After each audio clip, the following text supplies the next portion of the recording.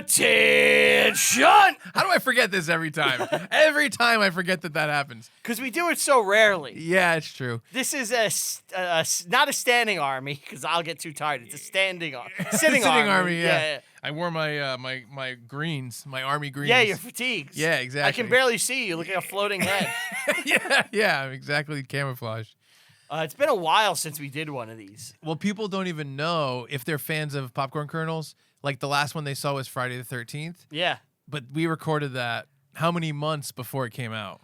Dude, we recorded that in October, and then it didn't drop until, I think, February. Yeah, and now it's... Because I kept fucking up the audio. And now it's June. Yeah. So it's like, man, oh man. Yeah, we did the one with Brad with the trailers. Oh, we did Trailer Popcorn Park. Kernels Trailer Park. That was fun. I feel like that's not true Popcorn Kernels because it's not like a sideshow. Yeah, you know? Yeah. We did it as a main show. Yeah, I like that it's like the bonus thing. You know? I know. Me too. I agree with it. I was thinking one day we should do, like, we could get it together and record it the same day. 2 of them and release one on Reviewing History and one on Fun Bear. Oh, I'd love that. Same time. Yeah. Because that way we like go over there right now, go over there right now. Yeah, exactly. You know what Part I mean? 1, part 2, yeah. Yeah, it'd be fun. I'm totally down. Yeah. But this is kind of our catch-up.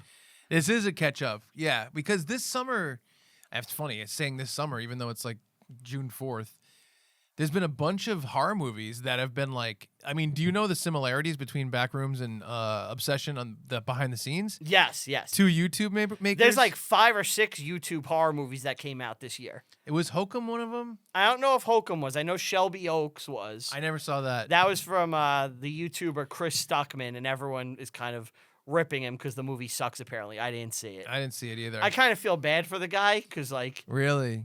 People are, like, so happy the movie's bad, and it's like, I don't know, the guy made a fucking movie. Like, why do we have to dance on his grave? Yeah. I'm sure, he's probably not happy. And also, like, if people are like, oh, a YouTuber getting to make a movie, it's like, this is what the future is going to be. Oh, I think, like, I really believe, like, we had the film brats. Yeah. Then we had, like, the 90s explosion. Exactly. And I think this is, like, the next thing. I think that, here's what I think.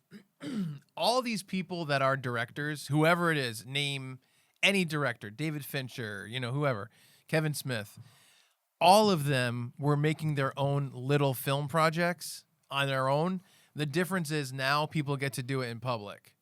Exactly. That's the only difference. If they're like a YouTuber gets to make a movie, really what you're thinking is a guy who made short films gets to make a movie, and that's been the history of film. Yes. Do you know what I mean? That's how I feel about it. It's always people who honed their craft. No one just showed up and made Jurassic Park. Yeah, like it just doesn't happen. Maybe Troy Duffy, the guy who did Boondock Saints. Yeah. And we know how that ended. So yeah, exactly. It's like, but I think we're in a new cycle, and I do think now, look, Hollywood has a way of when something happens, they learn lessons from it. Oftentimes it's the wrong lessons. Yeah. But I do think they're going to look now for people.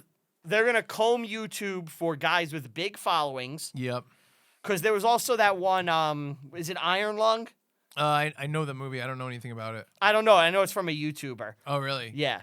So, again, there's like 5 or 6 this year. And I just think we're in the new frontier where now it's going to be, all right, let's get a YouTuber with their big following. These guys already have millions of followers. Yeah. That's instantly, let's say you sell it to half. Yeah. 500,000 tickets maybe? I know. That's crazy. But yeah, I mean, we want to focus on Obsession and Backrooms, but I think it's cool. These people are getting these opportunities. Coming from people like me and you, where it's like we are producing this stuff, but we're not getting like insane attention and insane numbers. I wish that people were given a little bit more of a chance, even though they haven't curated this fan base, because you don't know how they do that. I mean, I'm sure a lot of it is grassroots.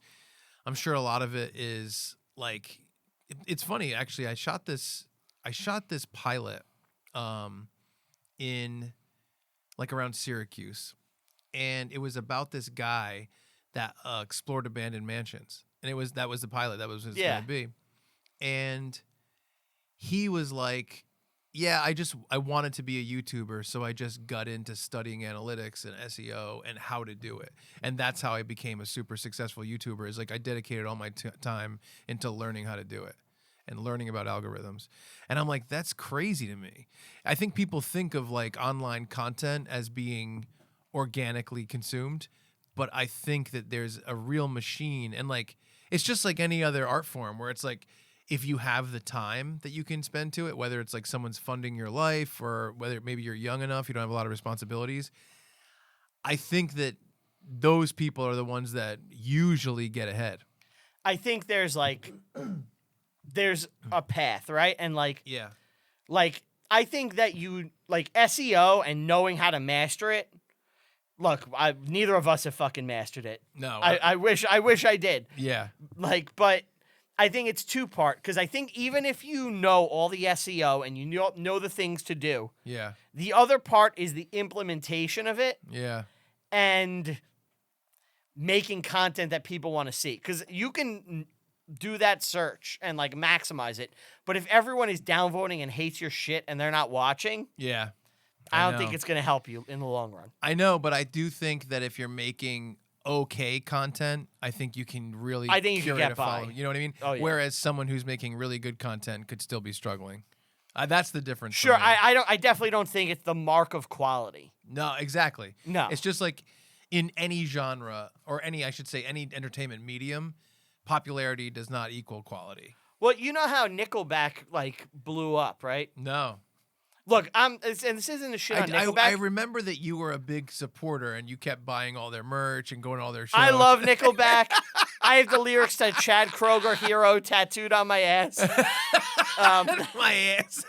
I will say this though, real quick. I want you to get into this.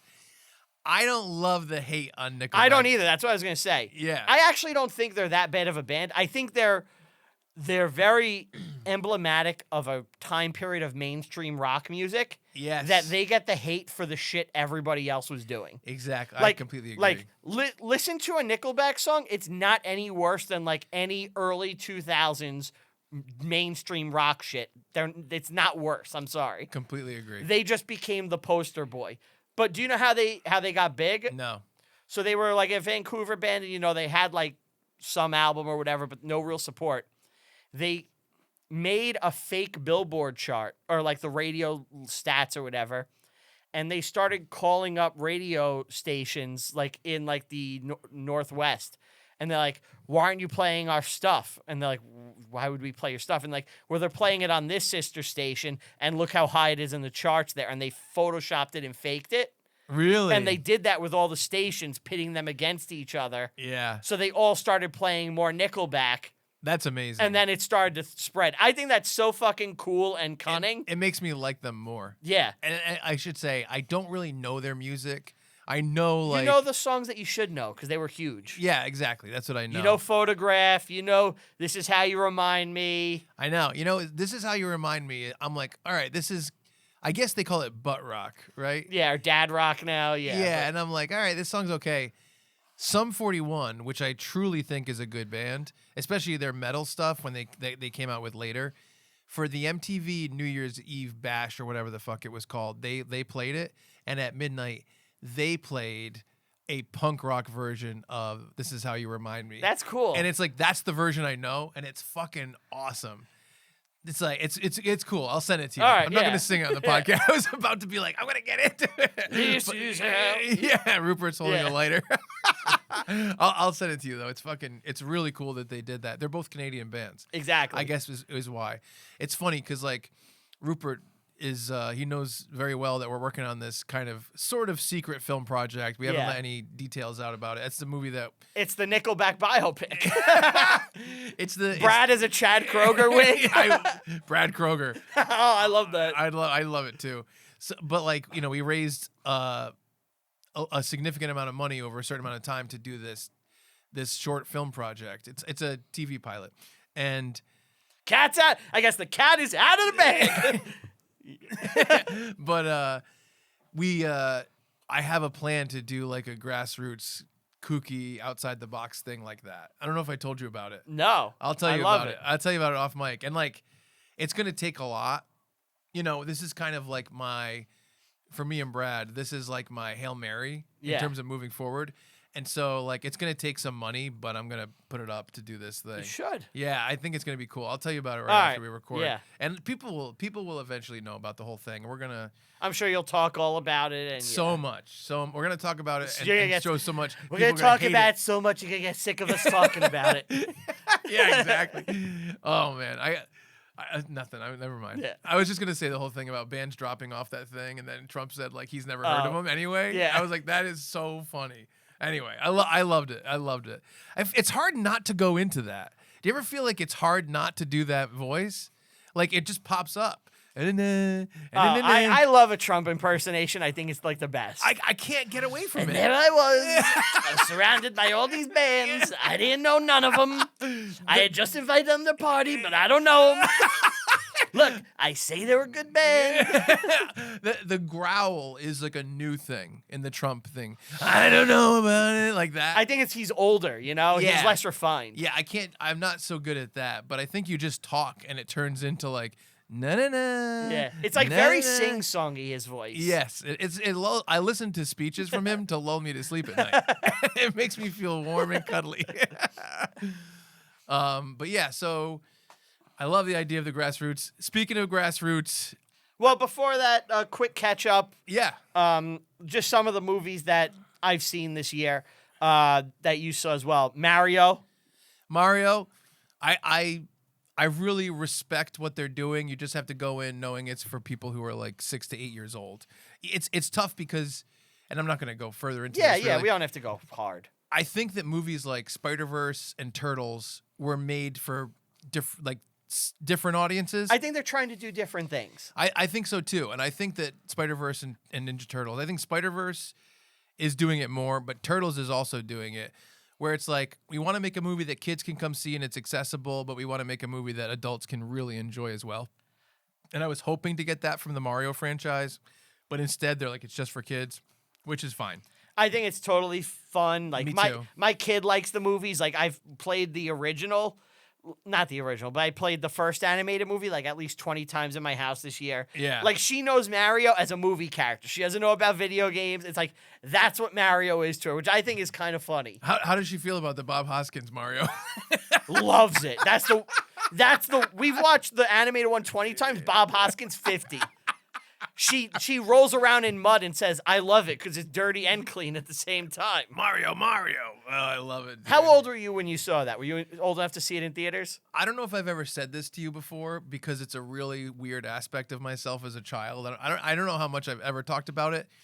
My brain as a child could not comprehend the idea of different stories about the same character. Oh no. That's what I was gonna say too. I couldn't separate the idea of the live action movie from Mario the game. Yes. So I was like, this is the real story that they're trying to tell in the games? Yes. Is that how you felt? Yeah. It's your brain as It's a such kid a mind fuck. has to make.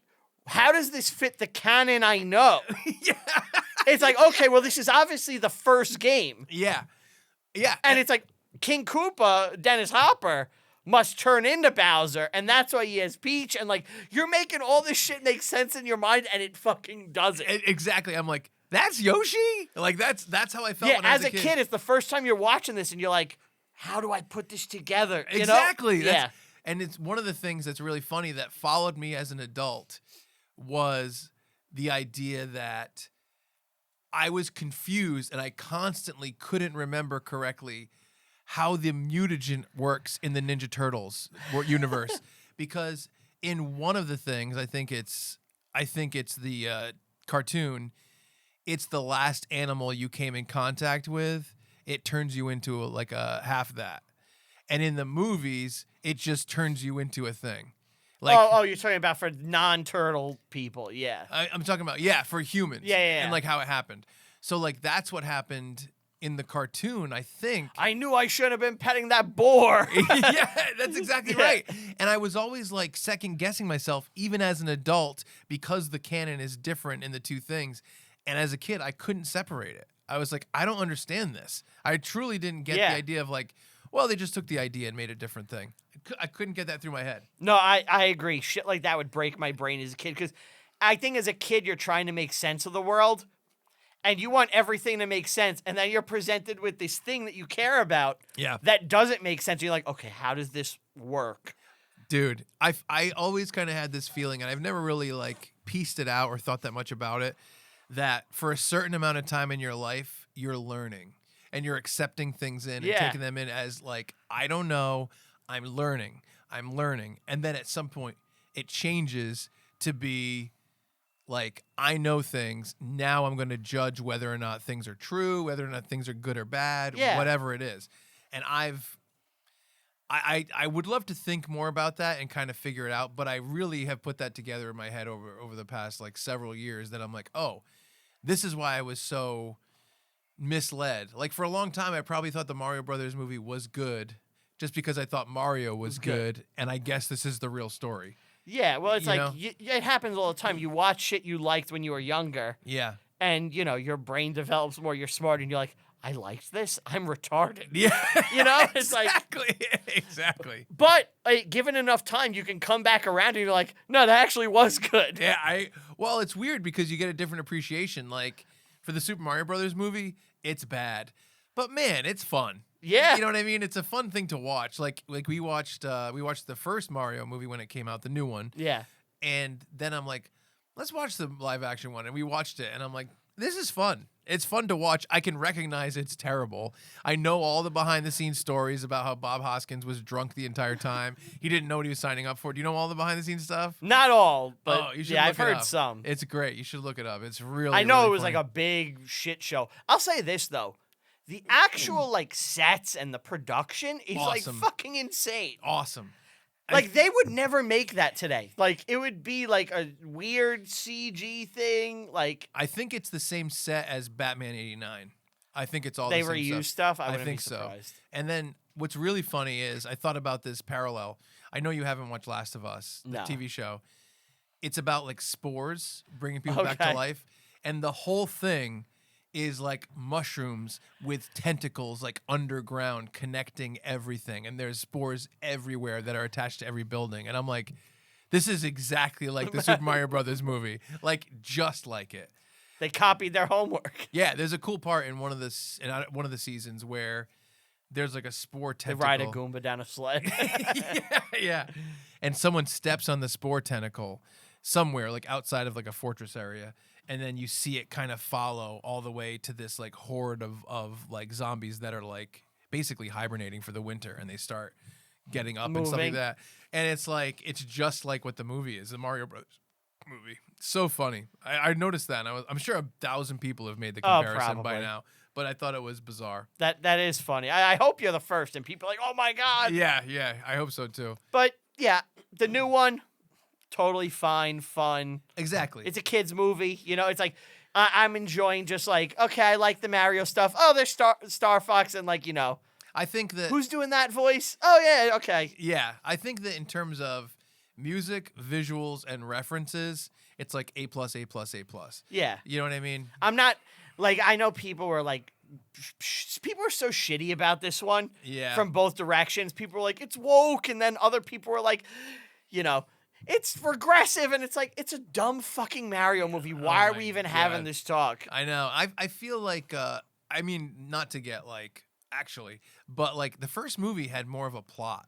This one didn't have a plot, which was interesting. If you're going by the structure of a movie and what a movie Yeah. like is supposed to do, Yeah. the first one tells like an A to B 3-act story where the characters have arcs and they change. And I think it's a problem you're going to have with a Mario sequel where it's a character who's a cartoon who doesn't have growth, and like Yeah, I know. you want to keep him the same, and like you also have Nintendo who's like very strict about what you're showing. I think it's one of the reasons why like we don't get a lot of Mickey Mouse media. Yeah. Because it's like, Goofy can change and Donald can change. Mickey must be Mickey. Yeah. Mario has to be Mario. You ever see Runaway Brain? I've never seen that one, but I want to. Oh, you've never seen it? No. It's like the hidden, like discarded redheaded They stepchild hate of it. Mario. Mickey. Mickey, sorry, it's Mickey Mouse.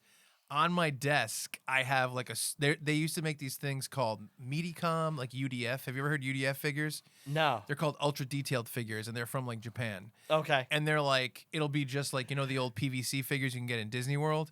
It's like that, but like super high quality. And I have one of Rabid Mario, and it's licensed by Disney and stuff like that. And it's fucking. So Runaway Brain is this short with sorry, I keep saying Mario. I know. Mickey. I'm sorry, Mickey. It's this short with Mickey where some crazy doctor switches he makes like a Frankenstein of Pete. Yeah. And he switches it with Mario's brain. Mickey's. God damn it. They are so similar now. I know. Mickey's brain. I'm sorry. This is the last time I'm going to do it. And so the Frankenstein guy becomes Mickey, and Mickey becomes like a wild animal who's like insane, and Disney like buried it. I know. It came out before like some movie as a short. And like it got a lot of flack. Yeah. Because it was showing Mickey like, in a weird light. Yeah. And they were like, okay, it's negative about Mickey. Bury it forever. Is it on anything, you think? Is it on Disney Plus? It's not on Disney Plus. Is Song of the South on Disney Plus? No. I just was wondering. No, it's not. I heard something. Maybe I heard that like I don't know what I heard. I thought that there was some way that they either re-released it or I don't know. Well, Maybe. I'm curious what they're going to do because the copyright is going to expire on it soon. Really? I want to do Song of the North. Yeah, we I talked know. about Unfunbearable, which I think would be so fun. Yeah, I thought maybe I just feel like there's something that Disney originally buried that they did put on Disney Plus. Oh, maybe. Nah, it's not the Star Wars Holiday Special, right? No, that's not up. I don't know. But anyway, Runaway Brain it's awesome. I'll find it. I'll send it to you. All right, I would love to watch it. It's great. I'll take a picture of my little figure too. Okay, the figure is so sick. Have you seen the modern Mickey cartoons they put out? I love. It's funny. It's like almost Ren and Stimpy style animation, and it looks a little bit more classic, but then they do like crazy movements. Yeah, it's so good. It's fucking awesome. They're funny too, man. So they do like the holiday specials. Yes. They did the Christmas one where Donald didn't want to migrate. Yes. It's such an amazing shot in this where Donald is like, he basically doesn't want to migrate because all of his friends are celebrating Christmas. Yeah. And like, I love the Mickey, like King of Christmas thing and all this stuff. And they're celebrating it so hard and they fucking love Christmas. And Daisy's like, all right, Donald, let's go down to Florida. And he's like, my friends, I want to stay here. And so he decides to stay. He doesn't realize how bad it's going to fuck him up as a bird. So they're outside having a snowball fight. There's a part where Donald is like all cute and someone throws a snowball at him and it hits his face and falls. And he has the same face, but his beak is behind his head. And it caught me off guard so bad. And he's molting. Yeah, and he's like getting disgusting and stuff like that. No, those new Mickey, it's funny that we've never talked about them. Those new Mickey cartoons are like They're amazing. Perfect. I love them. John, what's his name? John, the guy that made, let's call him John K because people called him that made Ren and Stimpy. He said, I think he wanted there to be no character models so that they were animated different every episode. Oh, wow. And they would do like different things and have different I expressions. can't believe Disney would allow that. Well, Ren and Stimpy was Nickelodeon. Oh, Ren and Stimpy. Oh, I thought you meant Did I say Mickey? No, I think I said Ren and Stimpy. I don't know. I hope I said Ren and Stimpy. The creator of Ren and Stimpy with Ren and Stimpy wanted no character models so that when they were expressive, it would be different every time. And it feels the same as that new Mickey cartoon. Yeah, I thought it was the Ren and Stimpy guy. It seems just like it. I don't know. It's definitely influenced. Yeah, I'd have to look it up, but they are legitimately funny. Yeah. Like legit. But that's Mario 2, which the next one was Project Hail Mary I saw. Yep.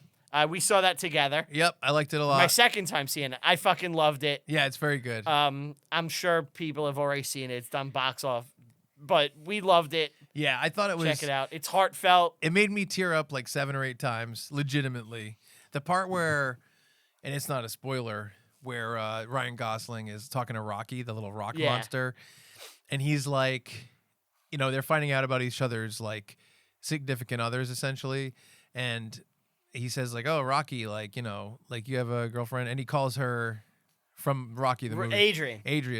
And he's like, how long have we been together? And Rocky says 134 years or something. Yeah. And Ryan Gosling said, that's a long time. And Rocky says, not long enough. And I was like, oh, yeah. I seriously. Oh, the movie gets you by the heart. It's like, it's the first movie I've seen in so long where I like left the theater like, fuck yeah. Like that is like an all-time classic already. It's like, that should win the Oscar. Like, I'll tell you this, and this is controversial. I liked it a lot.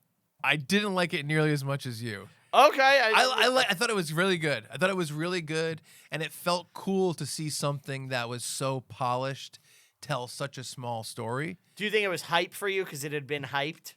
Maybe a little bit. I thought it was really great. I Yeah. thought it was really great. I just wasn't, like, I'll put it this way. Like, I liked Obsession, I think, more than I liked Project Hail Mary. Okay. You know? Like, it just tickled me in a different way. I did think it was really good, though. Did you see Hoppers?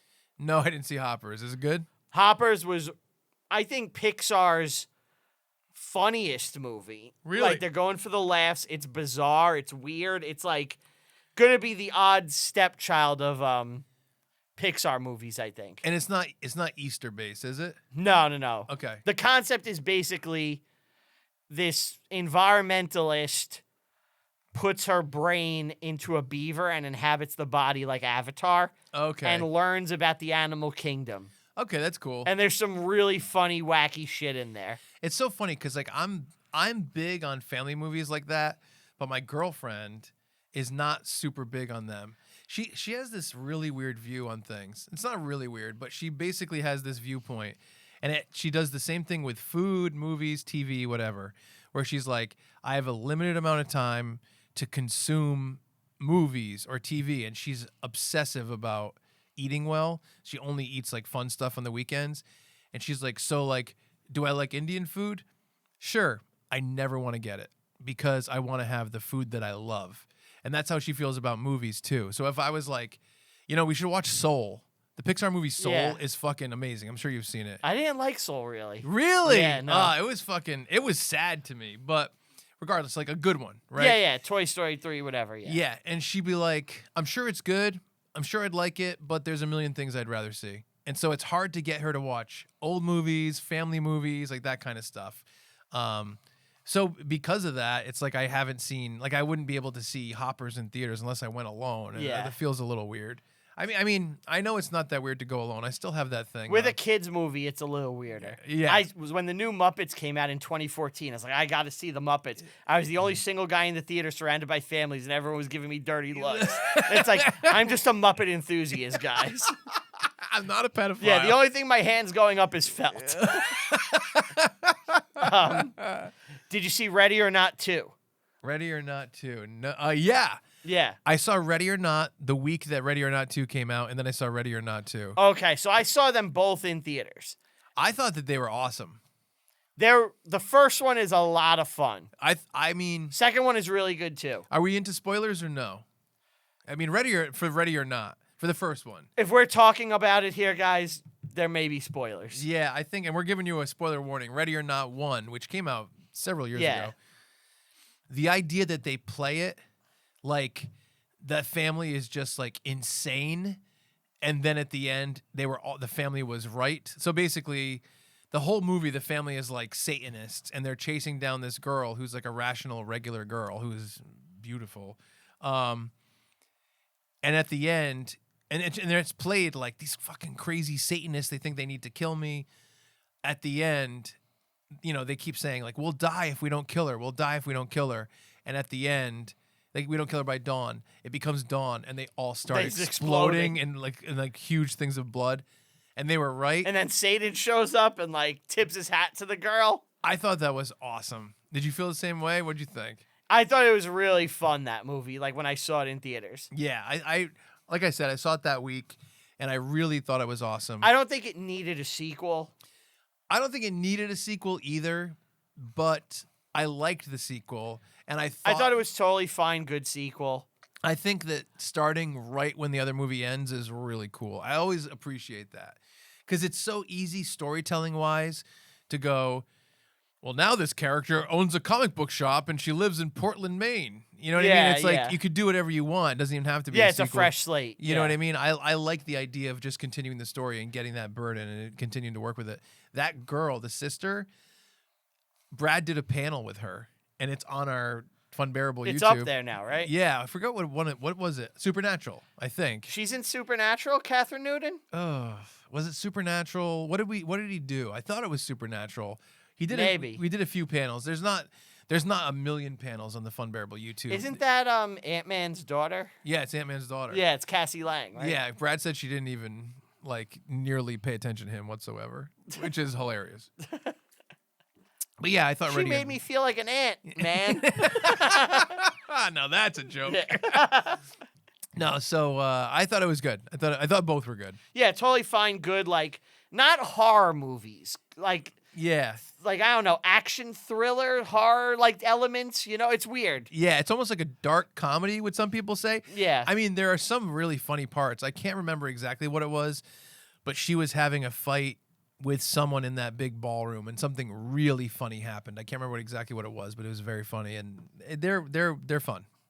I know you probably didn't see this. The Elvis documentary, Epic. No. Fucking amazing documentary. It's like lost Elvis concert footage restored by Baz Luhrmann.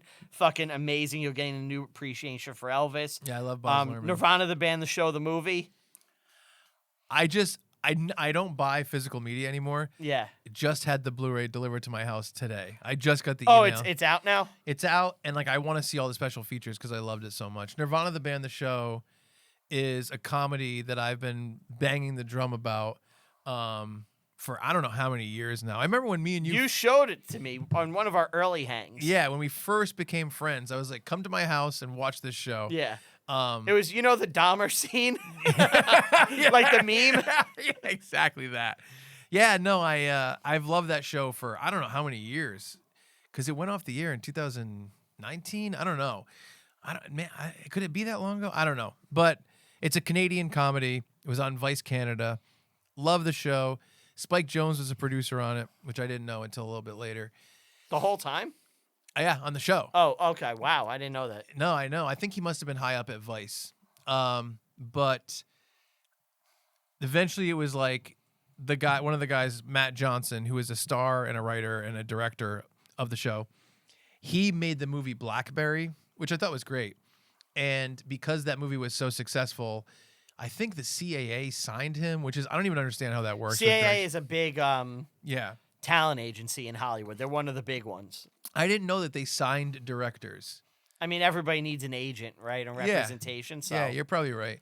And after he made that, I guess they kind of gave him a little free rein to say like, what do you want next? And he wanted to make Nirvana, the band, the show, the movie. And I think the movie is unbelievable. It's for sure my comedy of the year. It's such an achievement. It's crazy. So I was telling Steve, you watch it and guys like us, right? Guys who were filming things in 2008, 2007. Yeah. You can't help if you're guys like us, but watch this and not see yourselves fall in love and be like, this is fucking amazing that they did this right now. Exactly. It's so, I hate to say this, but it's so meta in the fact that they kind of know what they're doing and they're really winking at the audience. Like there's the part where Matt looks at the camera and he goes, I don't know how this is going to work. Because the whole movie is based on Back to the Future. Yeah, they're doing Back to the Future. And it's these two guys that are idiots and they're just doing it. And he looks at the camera and goes, I don't know how this is going to work. This is a copyright nightmare. If you see this in theaters, it is a miracle. Like he says something like that. And I'll tell you something now that fucking breaks my heart. Brad and I were working on a script for 10 years. Just concepts, not writing the whole thing. Yeah. Called Time Crimers. Did I ever You tell told you me about it. So Time Crimers is kind of it's a time travel movie. It's not based on Back to the Future, but the concept is loosely and I do think the concept is good, is that we'll go to a bank, me and Brad, we'll go to a bank on 9 a.m. on a Tuesday, right? We'll just be a regular person in the bank, whatever.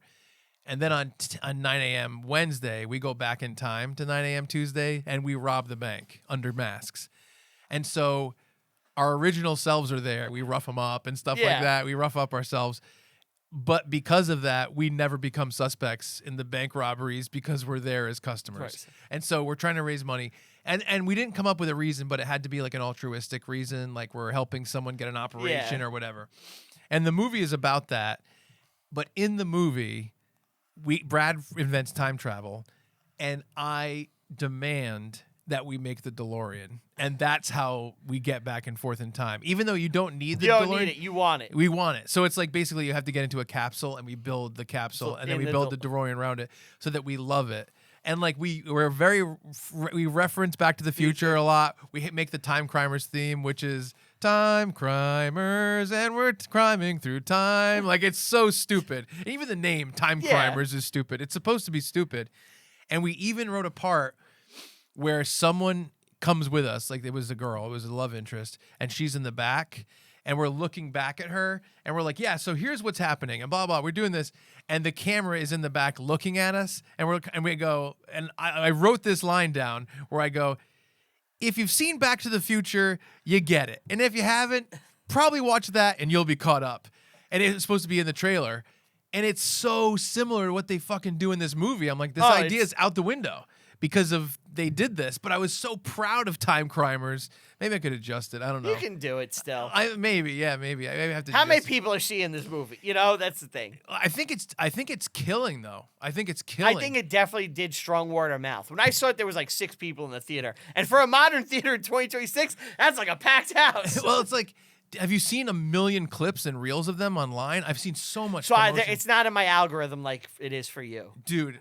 The amount of stuff that I've seen with Matt and Jay and everything, they just won 2 like awards for like, I don't know if it's the Canadian Golden Globes or the Canadian Emmys, but one of them got Best Lead Actor in a movie and one of them got Best Supporting Actor in a movie. And it was Jay that got Best Lead and Matt that got Best Supporting, which is hilarious. But I think it's funny because when we say, like when I say it did really well, I probably mean relatively. Oh, for its budget, huge hit. For its budget, I think it was huge. And what's crazy, I would say the majority of the audience that went and liked it never watched the show. That's the thing. So I think Steve has never seen the show, and I still think I can be like, so they started this project in like 2007, 8, you know. Yeah. Then they had a show, but like that's all the background he would need to get the meta element, I think. I think so too. Yeah, so I actually got to see it at the IFC in Manhattan. With them, right? With them there, Matt and Jay, the 2 stars. And it was awesome. They did a talk afterwards, and then outside they did like kind of like a little meet and greet, which I'm always weird about. Like, I don't like to be like, let me go meet this person. Yeah, let me meet this person. You know? know? and be like, it just feels like I'm just doing what everyone else is doing. But they had posters that were kind of exclusive. My thing is, like, I don't like paying for a meet and greet. Yeah, for sure. You know, I hear you. it's like, to me, it just feels like almost unearned in a way. Yeah. You know, where it's like, if I run into the person, sure, I'm much more likely to be like, oh, shit. Yeah, like, yeah, it's like yeah. catching a rare Pokemon or something, you know? It's like, oh, my God, I ran into Tom Cruise, you know? It's like, yeah. And also, they didn't advertise that there would be a meet and greet. It was That's just like cool. a thing. And they were selling, they had exclusive posters for the tour because they were doing like an 8-city tour and exclusive tickets. Like, just like, you know. That, like, commemorative. Yeah, commemorative tickets. And they were giving them out for free at the That's events. cool. So I was like, well, let's get the poster signed. So we did, which is really cool. But See, yeah. that's worth it. Yeah. And I will say, because we were talking about the idea of showing it to someone that has never seen the show. Yes. I showed it to my mom. I went to her house and I was like, I want you to see this. And she loved it. She loved it. And my mom is like 68. And she thought it was awesome. She was like, at the end, she went, that was excellent. That's exactly what her and I'm review sure was. like she's seeing some of you and your friends when you were filming stuff in there. Like, you can't help but, Yeah. you know, it's like I told Steve about it. I was like, you got to see it. Yeah. So I think now that like it's available, I'm gonna try to force him to watch it. Dude, and I'll say this for the people that don't know about the movie at all. One thing that's super impressive, even to anyone that hasn't seen them, whatever, is that they've been filming for so long that in the movie they travel back to 2008 and they use real footage they shot in 2008 and they interact with themselves. And it's fucking bananas. It's like so good. I know. It's a magic trick that can only be done organically and like cause you were doing something that long. Like the movie Boyhood. Yeah. Where it's like its own magic trick almost, where they got this kid to act like every like 7 years or whatever. I know, I haven't put watched out a it. full movie. I gotta watch it. Like, I know some people didn't like it because like it's just a gimmick. Yeah. And like, yes, it is a gimmick, Yeah. but it's also like a damn good fucking gimmick. You know, it's like, Yeah. and this is a trick that like trying to make things look older Yeah. is very difficult. And like especially like I know 2008 like Handycam prosumer cameras very well. Yeah. To duplicate that look Yeah. is so specific, you have to use that camera. It's so good.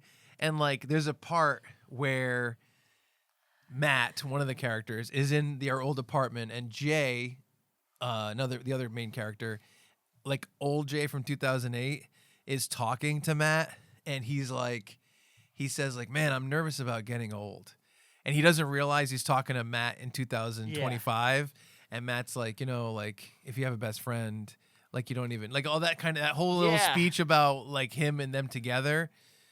It's the heart of the movie. It blew my mind. That part blew my mind.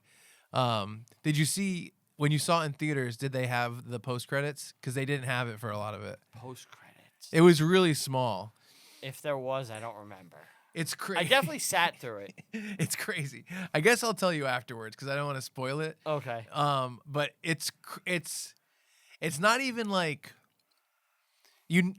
I'll tell you afterwards. Just tell me, we'll cut it. Okay, so we'll cut this. But yeah, so I think, like I said, you can see it without seeing the actual TV series. But I recommend watching the TV series. I think it's really good. I think it will help the movie, but I don't think it's a need. I think I think you could start with the movie and then get into the show. I think so too. And the opening of the movie is so bombastic that I think anyone would be pulled in. Yeah. You know what I mean? I don't know how they did everything. It's nuts. And I love that I don't. know. It's a magic trick, man. It is a magic trick. And that's what you go to the movies for. Yeah, it's like when a movie actually does something, especially like when you filmed a lot and you could you understand, you're like, okay, I get how they did this oneer. They used some CG to smooth this and this. But when there's something where you're genuinely like, I don't know how the fuck they did that. I know. It's like, yeah. I know. I feel the exact same way. But yeah, I think it's going to be my comedy of the year. I can't imagine another comedy coming out and beating it. What is coming out? Scary Movie 6? Scary Movie 6, Jackass, that's it. Ooh, Jackass might. I'm worried about Jackass, which we can talk about this because it's a movie podcast. Yeah, well. I'm worried about what it is. I'm worried that we're going to go to the movies hoping for another Jackass movie, and it's going to be an hour of old footage and 7 new sketches. Really what it reminds me of, and I haven't seen it yet, it's the Seinfeld finale. Where it's like, the problem with the Seinfeld finale that people forget, especially when it aired, is, so if you remember, they made a big deal. It's the last Seinfeld episode. We're airing 2 episodes that night. Before Seinfeld starts, we're airing a clip show. And the clip show had Green Day's Time of Your Life at the end of it to close yes, it. Yeah. Right? And we just get a big clip show. Then the episode starts, the final episode. Half of the final episode is a clip show. Yeah.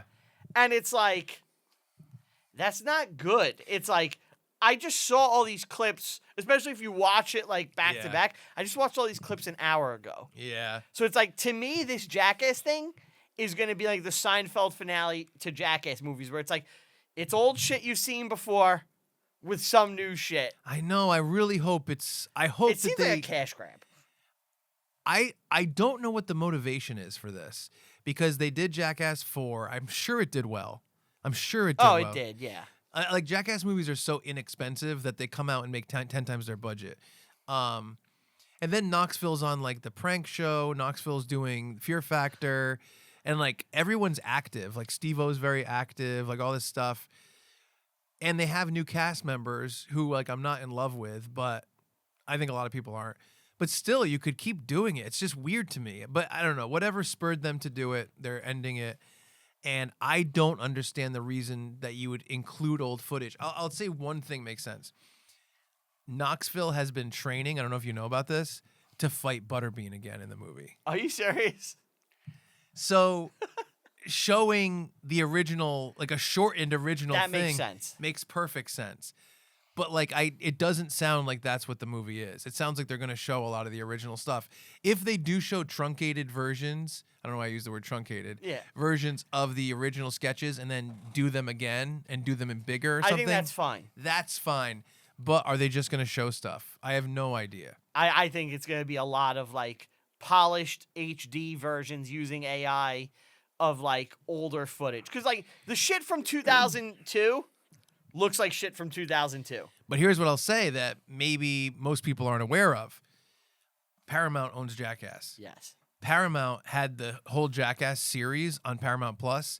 If you went on in the past like year, you go to Jackass and you click on the show, and it says a message from Johnny Knoxville, and it says MTV and Paramount have changed this show so much since it came out with different cuts of stuff. They removed stuff. They changed the music because of music rights. Yeah. That I don't want this version on Paramount Plus. So like someday I hope it'll be back, Johnny Knoxville. And it's just not on there. Wow. And so about a week ago, they re-released the whole thing, upscaled. All of with Jackass. all of the original music, all of the original stunts, because they took out some, everything as it originally aired. So they did a restoration on it, Okay. which is really weird. And they did a restoration on the movies. They did a restoration on the Jackass movies in general that haven't been released yet. It's almost like they're doing it for like 4K releases or something. Yeah. I don't know. But Maybe a box set. box set, that makes sense for best and last. Yeah. But yeah, so they just did that for the show, and it's weird because like if a week ago they were like the entire show is available, how are they also like, by the way, pay to see some of the old sketches in theaters in a month? Well, I think the secret is like almost nobody subscribed to Paramount Plus. You think so? I think the subs are very low. Yeah. Like I'll tell you that like the Star Trek shows that they were putting out, they get like 30,000 views an episode. Really? Yeah, like the numbers are like disastrously bad from like what I've heard. Wow. Like man. Mike from Red Letter Media was talking, and he was like the shows get like 50,000 views and under. Like that's why they killed that new Star Trek show so quick. Wow. Yeah. It's crazy too, because I find Paramount and Viacom to be like a pretty like prolific company, to be prolific companies in terms of content they've produced. They are, but I think they're very behind in the streaming wars. Yeah. Does Paramount own Indiana Jones? They originally put it out. Well, yeah, but Disney owns Yeah, I think Lucasfilms. it's like a split license. So I wonder how much stuff Paramount still owns, because they definitely owned Indiana Jones at some point in time. I've seen it on Paramount Plus. I think it may like alternate between the two. Yeah. But I personally like how Paramount does their streaming service more than anybody. Really? And it's how I would have done all the streaming services. No original content. We're basically a Paramount film library. Is that true? They don't have any original content? If there is, there's almost nothing that jumps to mind. I think they put out one shitty Mark Wahlberg movie Wow. where it's like him and Anthony Mackie and they're like immortals with swords or something. Interesting. I saw it was pretty terrible. But Yeah. yeah, I don't think they go all in for like the original shows and stuff like that as much. Yeah. Maybe some Yellowstone stuff I'm unaware of. Yeah, 'Cause yeah. I know yeah. that's big for them, but like Peacock has like a million shows you hear about that Yeah. people like. Yeah. Disney Plus does their thing. Netflix, obviously, that's like their whole thing. Yeah. So Yeah, interesting. Apple, Interesting. Yeah, so I'm really interested to see what Jackass is. Like I said, like I think Nirvana, the band, the show, the movie, will probably still beat it out because of ingenuity. Like it's such a cool project. it's so creative. It almost it's elevated above just a comedy. Yeah. You know, it's too special. I wonder if it could be my movie of the year, just in terms of like my own connection to it and what it accomplishes for me in terms of filmmaking. I don't know. We'll have to see. I mean, Doomsday's coming out. Yeah, Doomsday is gonna rock. But man, And fucking Brand New Day. oh, and Brand New Day. It's so funny. So people don't know this. Ruppert is nervous that in Doomsday they're gonna kill Tobey Maguire's Spider-Man. I may walk out of the theater. Like, the thought of it really pisses me off. Especially, like, the rumors are they're going to kill him in the open. Did you hear what? Here's a new rumor. He falls off a building. Oh, God. Miss Marvel pisses on his head. That's that Parker Luck. It's so funny. It's so funny how much you care about that. I care about it too, but I'm willing to. I'll put it this way.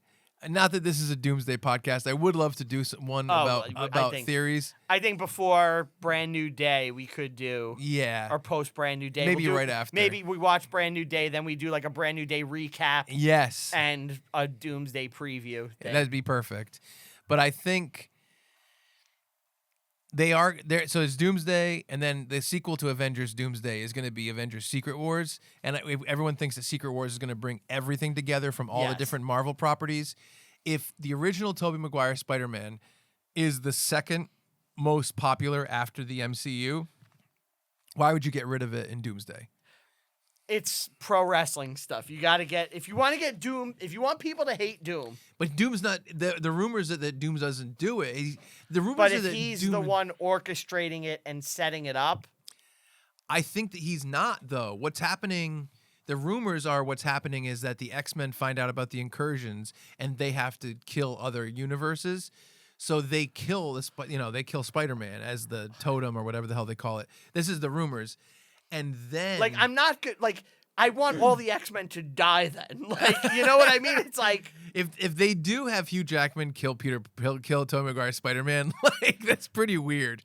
That's why this is so unbelievable to me. Like, that's what they're saying. They're saying that Hugh Jackman's Wolverine, maybe James Marsden's Cyclops, they're going to kill Tobey Maguire's Spider-Man. Like, and Patrick Stewart is like, everyone is going to be like, I hate them. I was going to say, it just doesn't make any sense. That's why the rumor doesn't make any sense to me.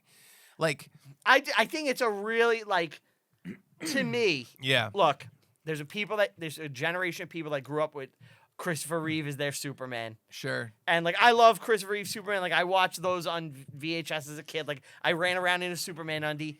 The Tobey Maguire Spider-Man movies are so special to me. Yeah, I hear you. And, like, it's so weird to say. I'm not a religious person. Spider-Man is the closest thing I have to a god. And, like, I love when you say insane shit. and it's like, that is, like, I'm not even fucking around. That is, like, the baseline for my morality.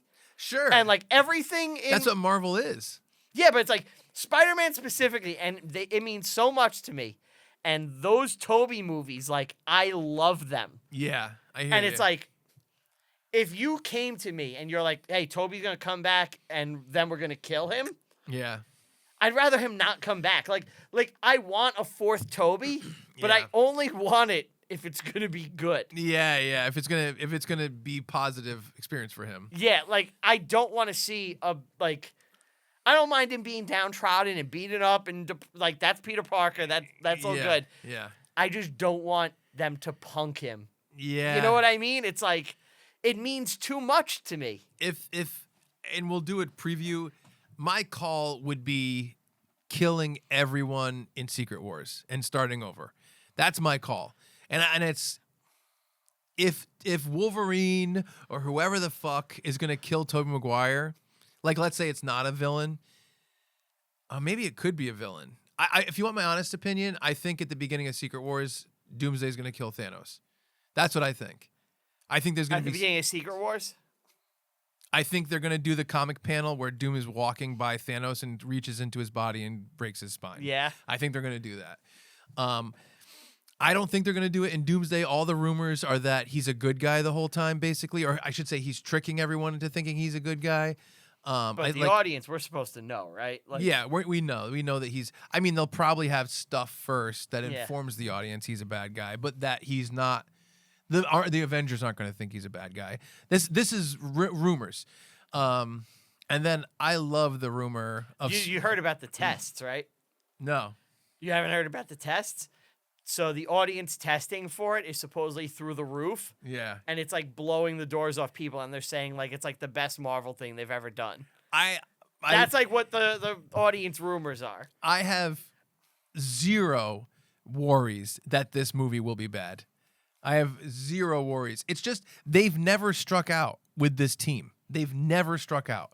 You can't name a movie where they The struck Russo out. brothers have done nothing but hit home runs. The Russo brothers and McFeely and whoever, the writers. Marcus and McFeely, yeah. Yeah, it's like the first one was Winter Soldier?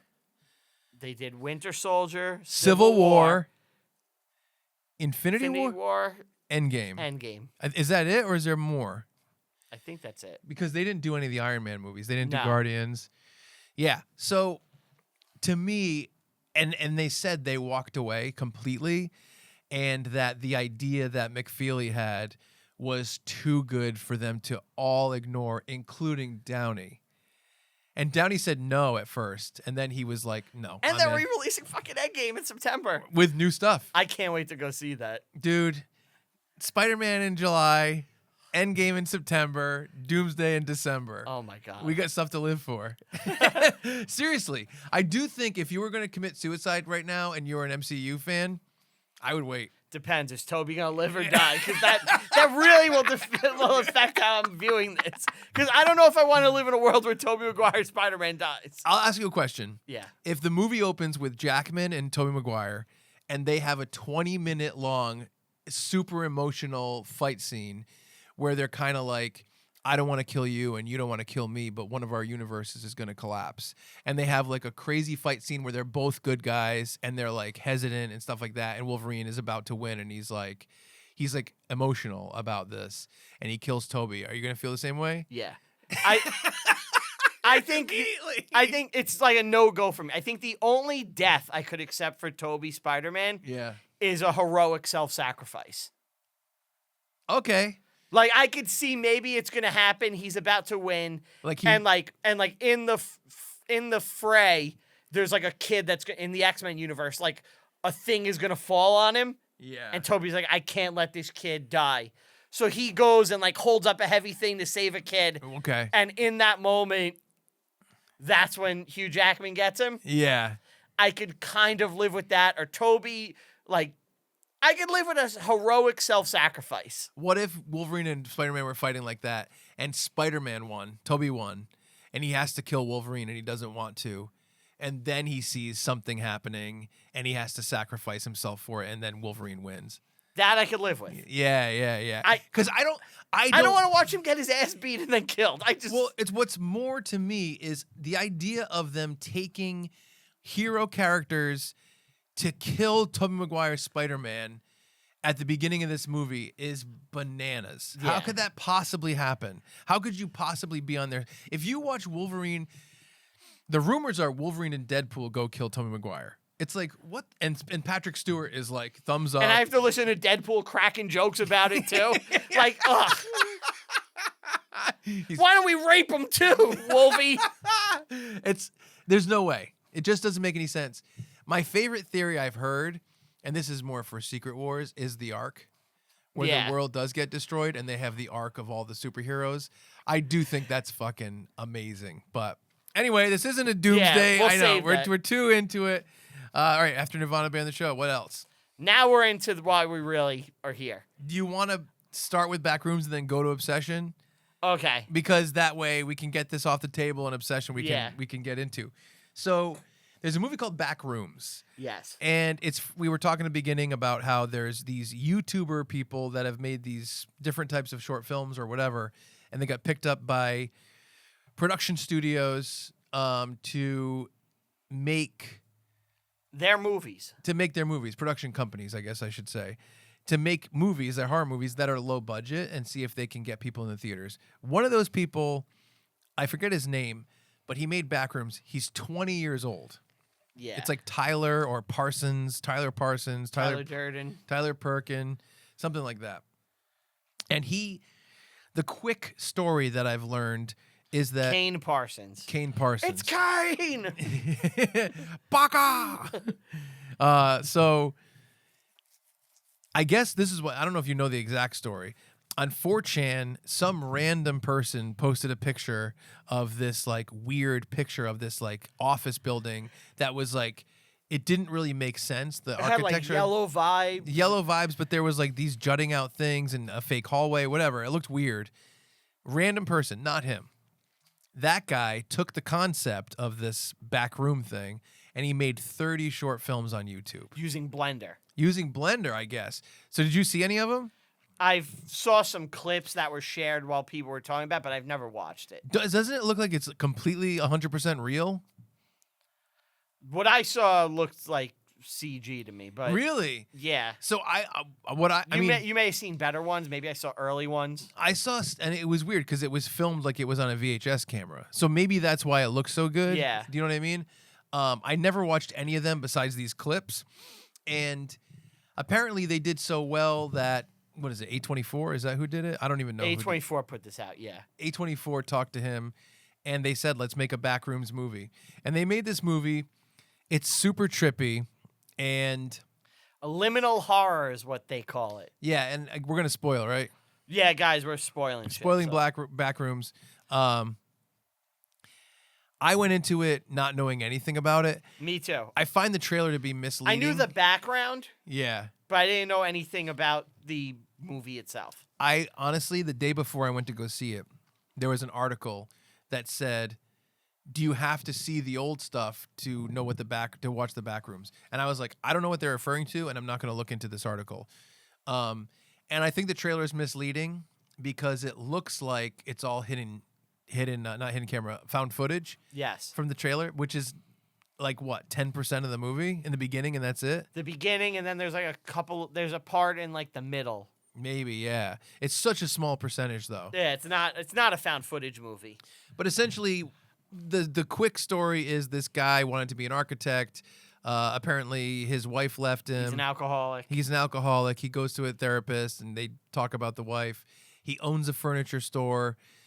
It seems to be failing. He goes in the basement because there's this problem with the lights. He touches this part of the wall. He realizes he can walk through it, and he finds these miles and miles and infinite back rooms that are all fucked up in terms of the way that they're designed. Like some of them go to small hallways with small doors. You know what it reminded me of? Alice in Wonderland. Kind of. I got that vibe. It's Through the Looking Glass. It's like an MC Escher painting, like those steps that go nowhere and around. It's like yes. It's architecture that doesn't make sense, and things are in places that they shouldn't be. Exactly. So it's a little bit weird. And it's empty with yellow fluorescent lighting mostly. Yes, it's very weird. Furniture half in the floor, half not. Yes. Very stacked up randomly. Yes, it's very eerie is the best way to put it. It's eerie. And I mean, do you think the movie does a good job of like creating that sensation without like the jump scares and without like, I feel like one thing that's really interesting about this is that you're not looking into darkness and about to turn the corner. Yeah. You actually have this fully lit series of rooms and series of hallways where it just feels so weird that I haven't really found that in any other movie. And by the way, I did not love this movie, but we do feel differently about it. So I think this movie is setting out to capture a certain vibe. Yeah. And it really, like, and look, that vibe is going to connect with a lot of people, and clearly it has. Yeah. But it doesn't connect with me. And the vibe is like brightly lit places where it's slightly off, and it's like this, something just feels weird about this place. Yes. And like for a lot of people, it's clicking. For me, it's like I feel nothing. You know, it's like it's the vibe. And look, it's a sensibility thing. Something like this is just never gonna bother me. Like there's one room in there that's creepy for me in the whole movie. Christmas. The Christmas room is just fucking like so weird that it's like, oh, this is really odd. Were you like, what when there was the baby dolls that were moving and stuff like that? Yeah, it's like, okay, this is finally a little eerie. We're getting somewhere. What about when the woman ran out from behind the Christmas tree? I think I jumped. Yeah. But because that's a jump scare, but like I was never like, you know, oh man, I gotta go home and like work. You know, it's like, it's just to me, it's like, all right, this is an empty room. Like some people it bothers on a different level. Sure. And for me, it's nothing. But like, I gotta commend him because there's people that is fucking strong for, you know? And it's like, I feel like art house movie fans are like flipping out over this. And it's weird because like I watched it. My girlfriend didn't want to go that much. So basically I was like, do you want to go see Backrooms? Which I didn't know anything about. And she goes, let's go see Passenger. She looked up Passenger on Rotten Tomatoes and it was like 43%. Looked up Backrooms and it was like 88%. So she's like, all right, let's go see Backrooms. So it's this eerie movie. The guy goes through these rooms. At one point, like someone is helping him, this younger guy, and he gets dragged away, bloody. You don't know why. Another girl goes missing in there, and he's trying to figure it out. But what happens is he eventually gets lost in there. Yeah. And he's gone. He's out of the movie for a long time. It changes POV to his therapist. And a lot of different I'm gonna be honest about some of my stupidity in this. So if you love this movie and you might think I'm an idiot, that's fine. So basically, it switches to the therapist. When it showed those little vignettes of a little girl, Yeah. I didn't know that was the therapist. Okay. I felt really stupid at the end because obviously that was her. She goes in the back rooms and she finds the original guy. Let's call him Larry. I don't know his original name. She finds him and he's sitting in this room with the woman in the red dress that had run out earlier that you just saw a little bit. And her face is all fucked up and wrong. He's sitting with this fat guy. His face is all fucked up and wrong. And he's like, he's kind of gone crazy. And he's like, he's like, living here is great. Like, they don't feel any pain. And he takes a knife and sticks it in the fat guy's neck. He doesn't do anything. I love the back rooms. And he's like, and you could just eat him. And he reaches in and he starts. Were you creeped out by that scene? I was fucking like, like frozen. Like, who says that? It was like I was halfway into the Michael Jackson, the zombie dance. No, or you were the Carbonite, you were Han Solo. It's just so frightened. I was terrified of that part. And once in a while, early in the movie, you heard like, yeah. And there's something in there that's big. And that always fucks me up. And then when she's in that, the therapist is in that room and she's like, what the fuck? And there's, the guy that went crazy and the woman in the red dress and the fat guy that got his stomach ripped open. And by the way, his stomach isn't ripped open like gore. It's like mashed potatoes inside. Yeah, it's like they have mashed potato. They're made of mashed potatoes. They're not human. Yeah. And so you hear the boom, boom. And this guy comes in, and it's basically... It's him.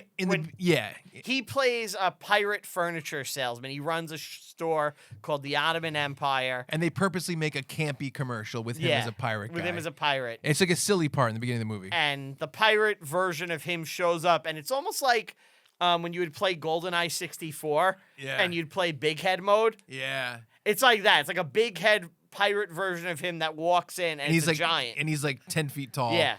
And he picks up Larry, the guy, and Larry says to him, no, it's okay. It's okay. Because the woman that's a therapist is there, and they have kind of one of their therapy sessions. And she's like, you always blame other people for your problems. Like, you're never going to change.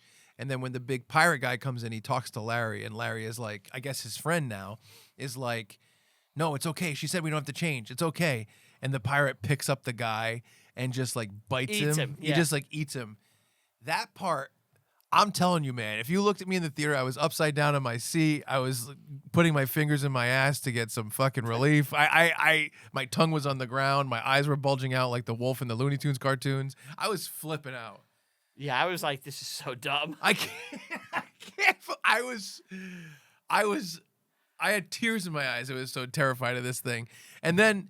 So when the thing comes in and starts eating the guy, the woman in the red dress who is like stuck in the backrooms person is like, yeah. She's like running into the corner trying screaming. To get away.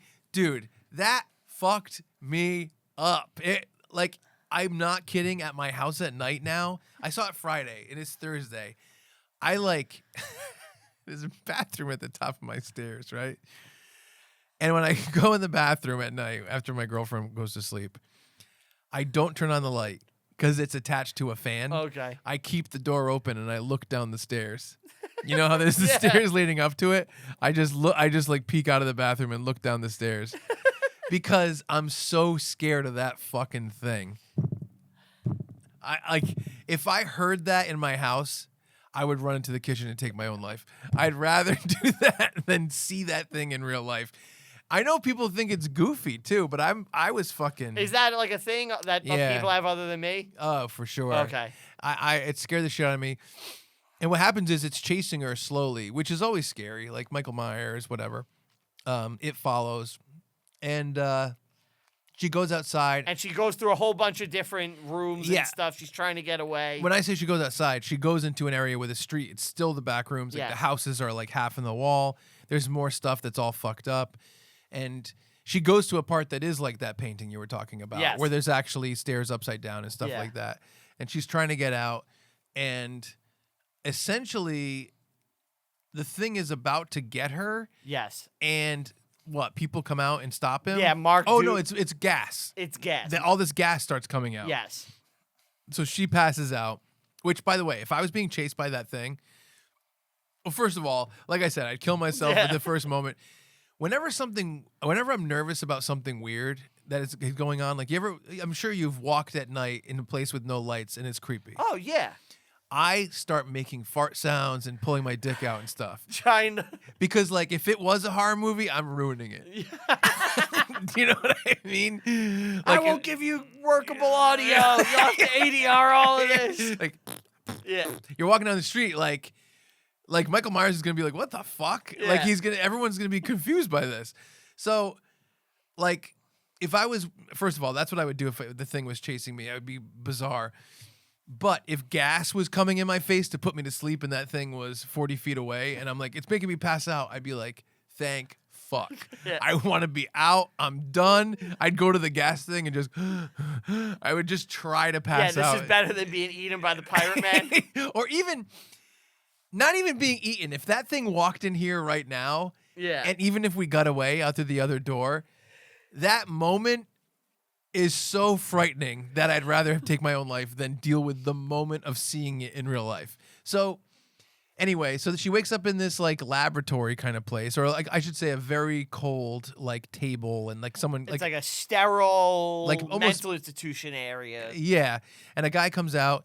He asks her a few questions, but they're very vague. Yeah. And then she's like, "Are you going to let me out of here?" Like, no, she goes, "What's going to happen to me?" And he says, "I'm not the one to make that call." Yeah.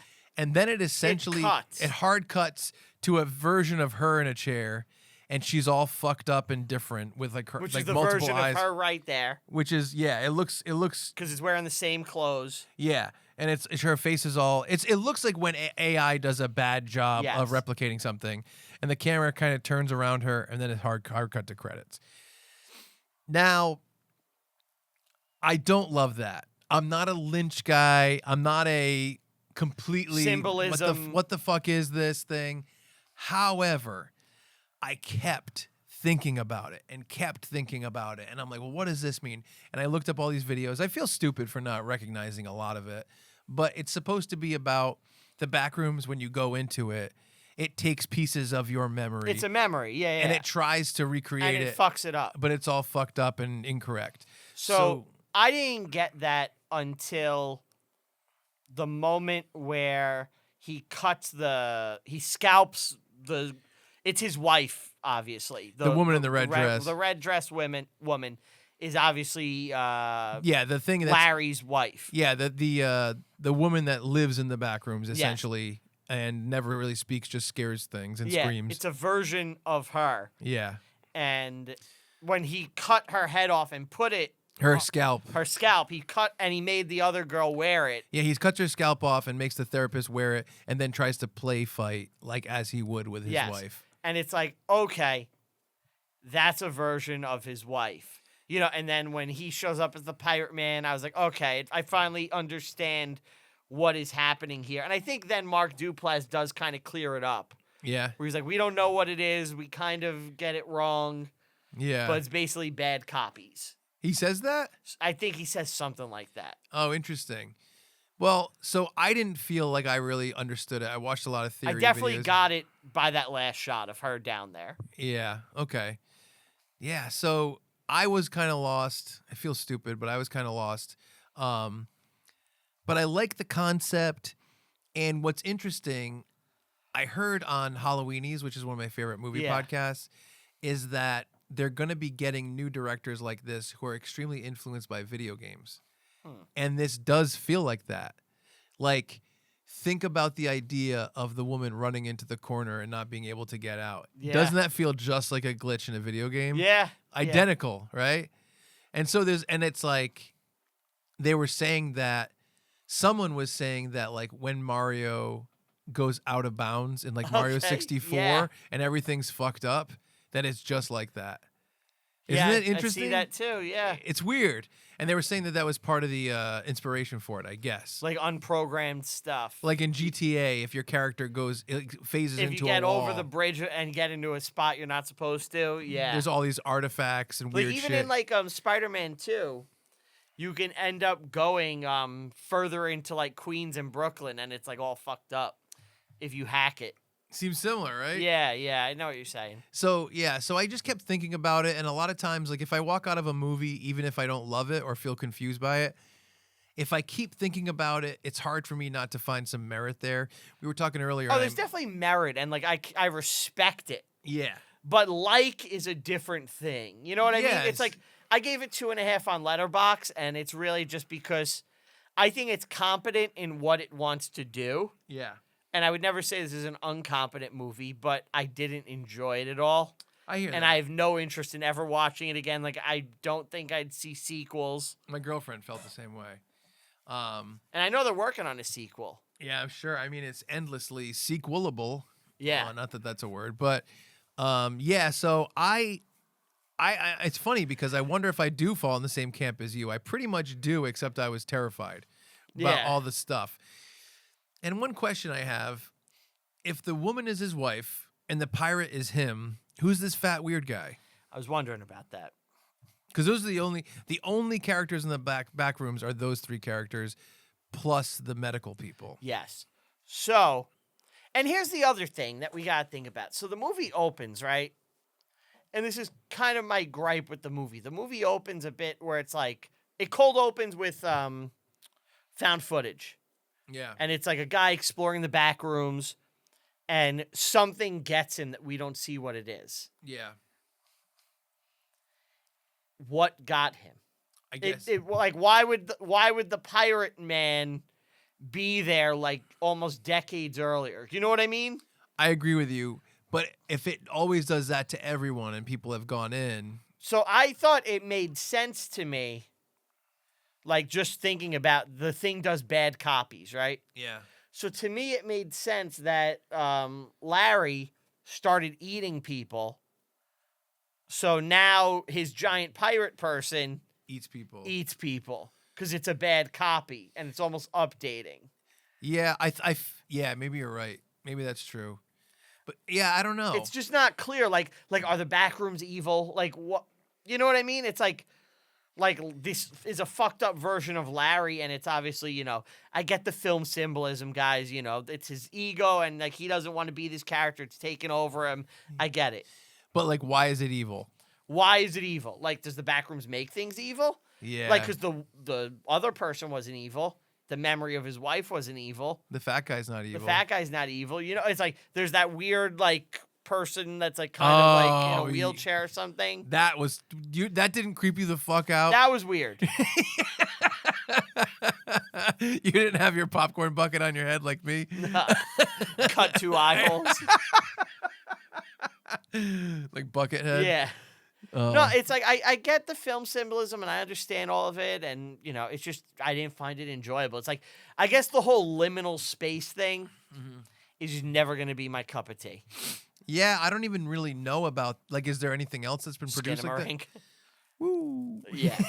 Ruppert tricked me one time into going to see Skinamarink. And I still feel so bad about that. No, you shouldn't. The ads got me the scariest horror movie in years. I almost want to watch it again. You ever think about that? No, never. I honestly, it's like, I don't, because that came from videos on YouTube too, right?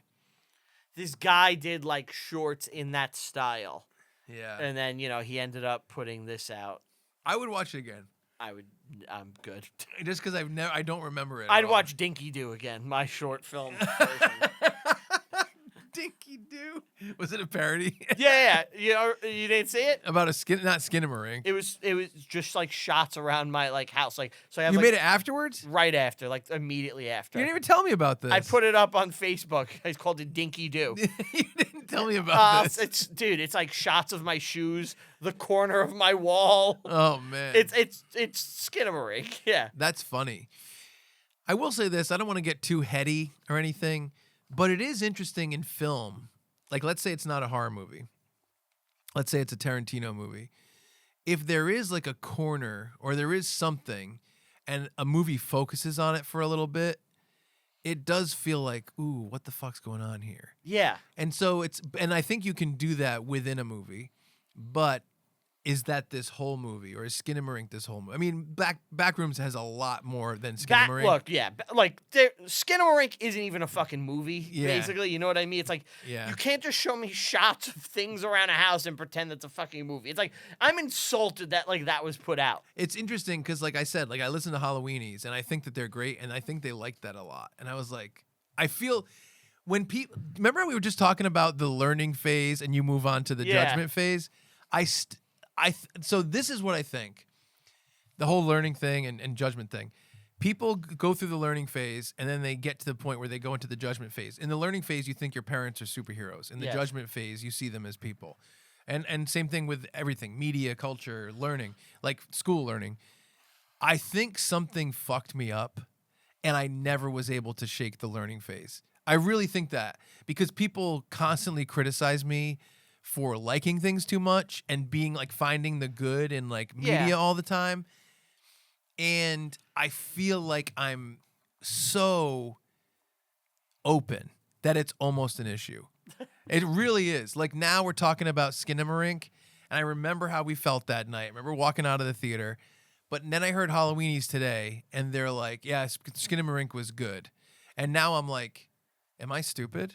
Maybe Skinamarink was amazing, and I just don't understand it. It wasn't, and I know, but no, I think it's I'll say this. I think it is a complete taste thing, and there are people where Skinamarink is going to be their fucking bag, and like shots of corners with like a purple filter and static will scare the shit out of them with some creepy noise in the background, and that may work for someone. Like the two most subjective genres are comedy and horror. Yeah. Because what one person finds funny, another won't, and what one person finds scary, another will.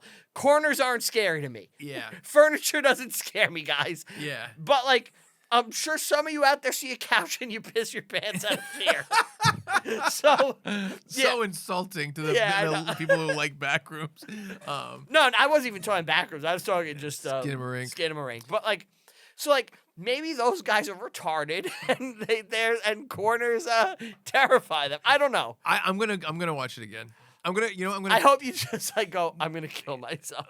when we watched it, Natalie wasn't there. It was too long ago. Yeah, no. That was all right. I'll trick her. Yeah, I'll trick her. Oh my god! I'll tell you this: I do think it'll be scarier in your home than the theater. Yeah, I definitely could see that movie being more creepy on your TV with all black and just that on. Yeah, than a big theater. Interesting. Maybe I'll get her to watch it and be like, "Man, this is so good. I couldn't believe how much I loved it. I can't believe I never told you about this." And I'll trick her into watching it. I would watch it again. I know you. I never. Yeah, I'm good. Yeah, I hear you. I'll give it tell me a fucking story. Yeah. You know, that to me is like I'll forgive a lot in a movie.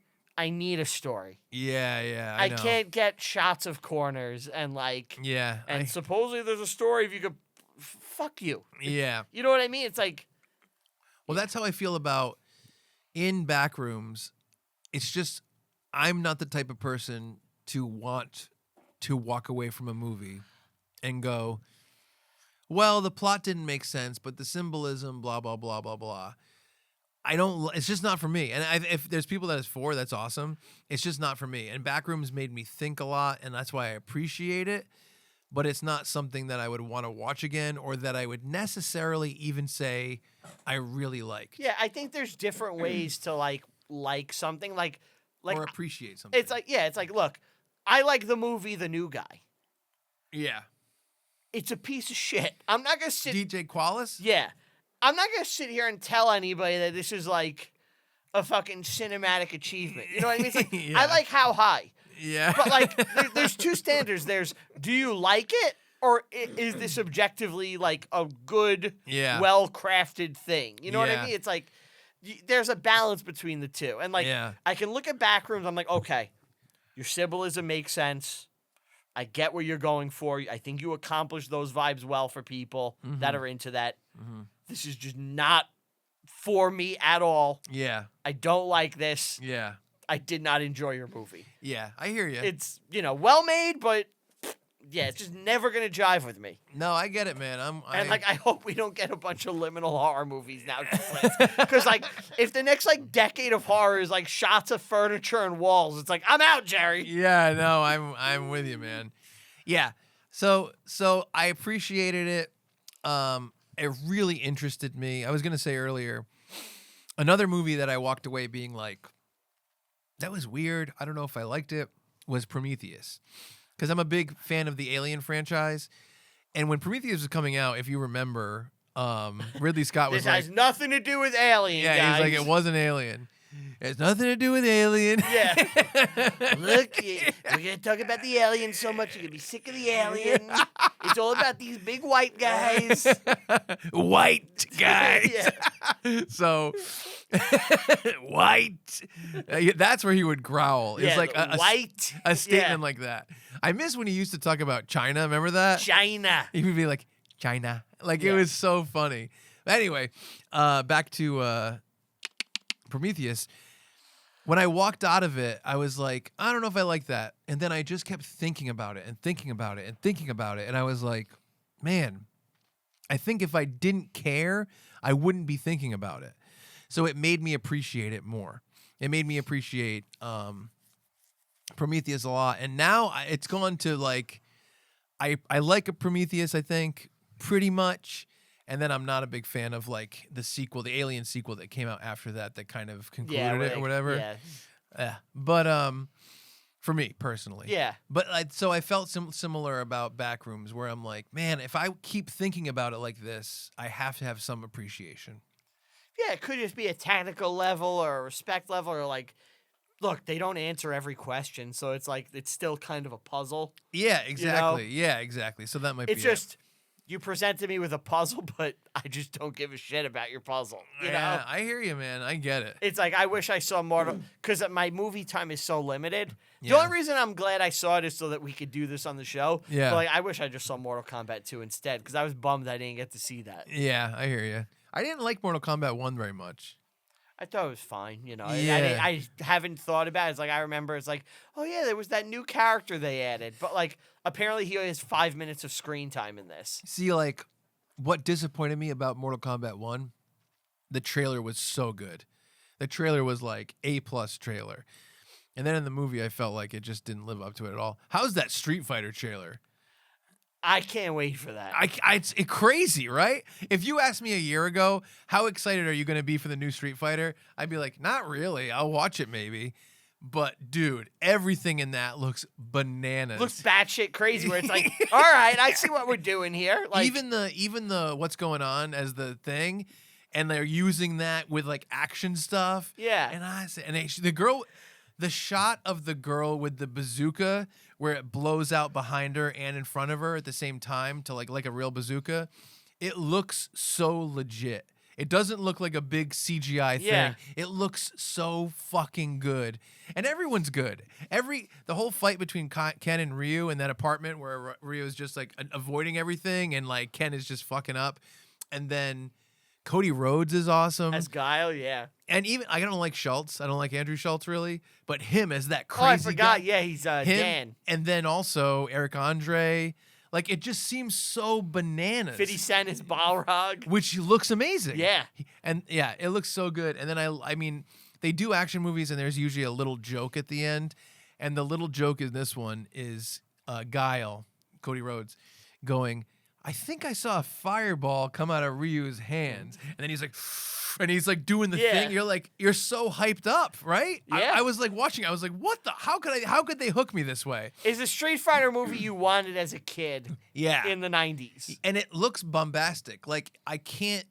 This is from the trailer. In terms of how colorful and fast and crazy it is, I can't compare it to another movie.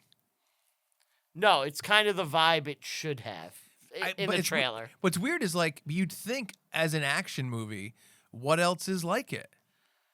Nothing really. It's weird, Yeah. right? It's really strange. It reminds me a little bit. It's not as bombastic. Guardians. Like I was gonna say in Endgame, when Hawkeye is killing all those mobsters, yeah. and it has all that bright light and the neon, but he's Yeah. in the dark and it's yellow. I When mean he's green Ronin. and when Yeah. he's Ronin. But like that lasts 10 seconds. This looks like a movie like that. And it has Jason Momoa as Blanca, and you barely get to That's right, see I him. forgot he's Blanca. You barely get to see him. He like comes out of the ground and shakes his head for 1 second, and you're like, dude, what the fuck is this movie? Was Blanca in the original? I think he is at like the very end, if I remember. I don't remember. I haven't seen it in so long. Is there an M. Bison in this movie? Yeah, I think this movie has Bison. I just don't remember seeing him. He may not have been revealed. Let's see. Do you know the whole thing about their names? No. Balrog was originally M. Tyson. Really? Yeah, they changed all the names around. Oh, that's why he's Bison, right? And they changed the characters too. The bad guy was going to be named Balrog, or it might even be like there was 3 names and they switched them all. Really? But that's what it was. That's why he's M. Bison. Okay. M. Bison is David Dastmalchian. Oh yeah, that's right. Yeah. I mean, that actor. I is like awesome. him a lot. He's a yeah. great actor. But yeah, in terms of Backrooms, I don't know. Like I said, I appreciated what it was. I was really interested in the fact that it made me so contemplative afterwards, and so like I was trying to solve a puzzle. So I found merit there, but I know what you mean. I totally understand your viewpoint. And also from like the dumb horror standpoint, all that stuff scared the fuck out of me. Yeah. The little guy in the wheelchair, because he looks like a mascot. The pirate guy looks like a mascot. He has the mascot head.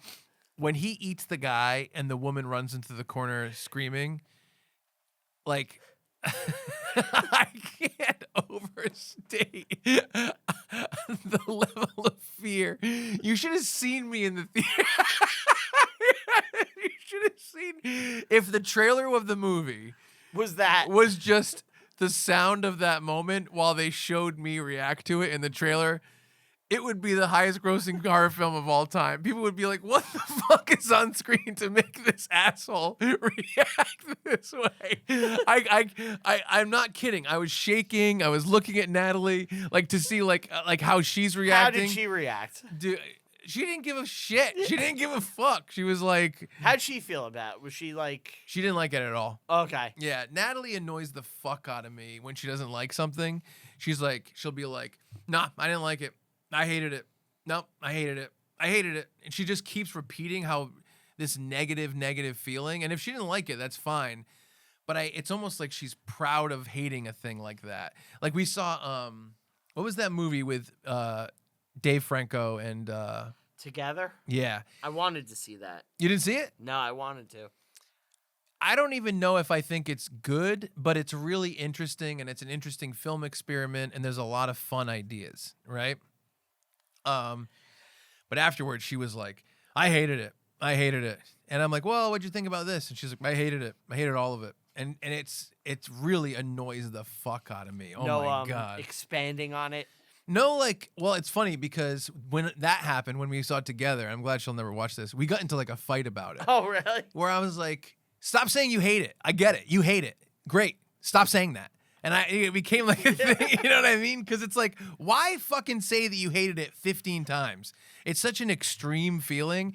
And I always try to find something good, even when I don't like it. Like, even when we saw Skinamarink, I didn't walk out being like, I hated that. Fuck that. I did. But like... I was like, I'm ready to burn. I'll never see another movie. Let's burn it all down. This time, after Backrooms, she's like, I hated that. I hated it. And we got in the car, and I could tell that she was in that mode. And I was just like, okay, you hated it. All right, I thought we were going to have a conversation, but you hated it, so let's just not. That's what I said. And she's like, all right. She's like, you know what? She's like, what do you want to talk about?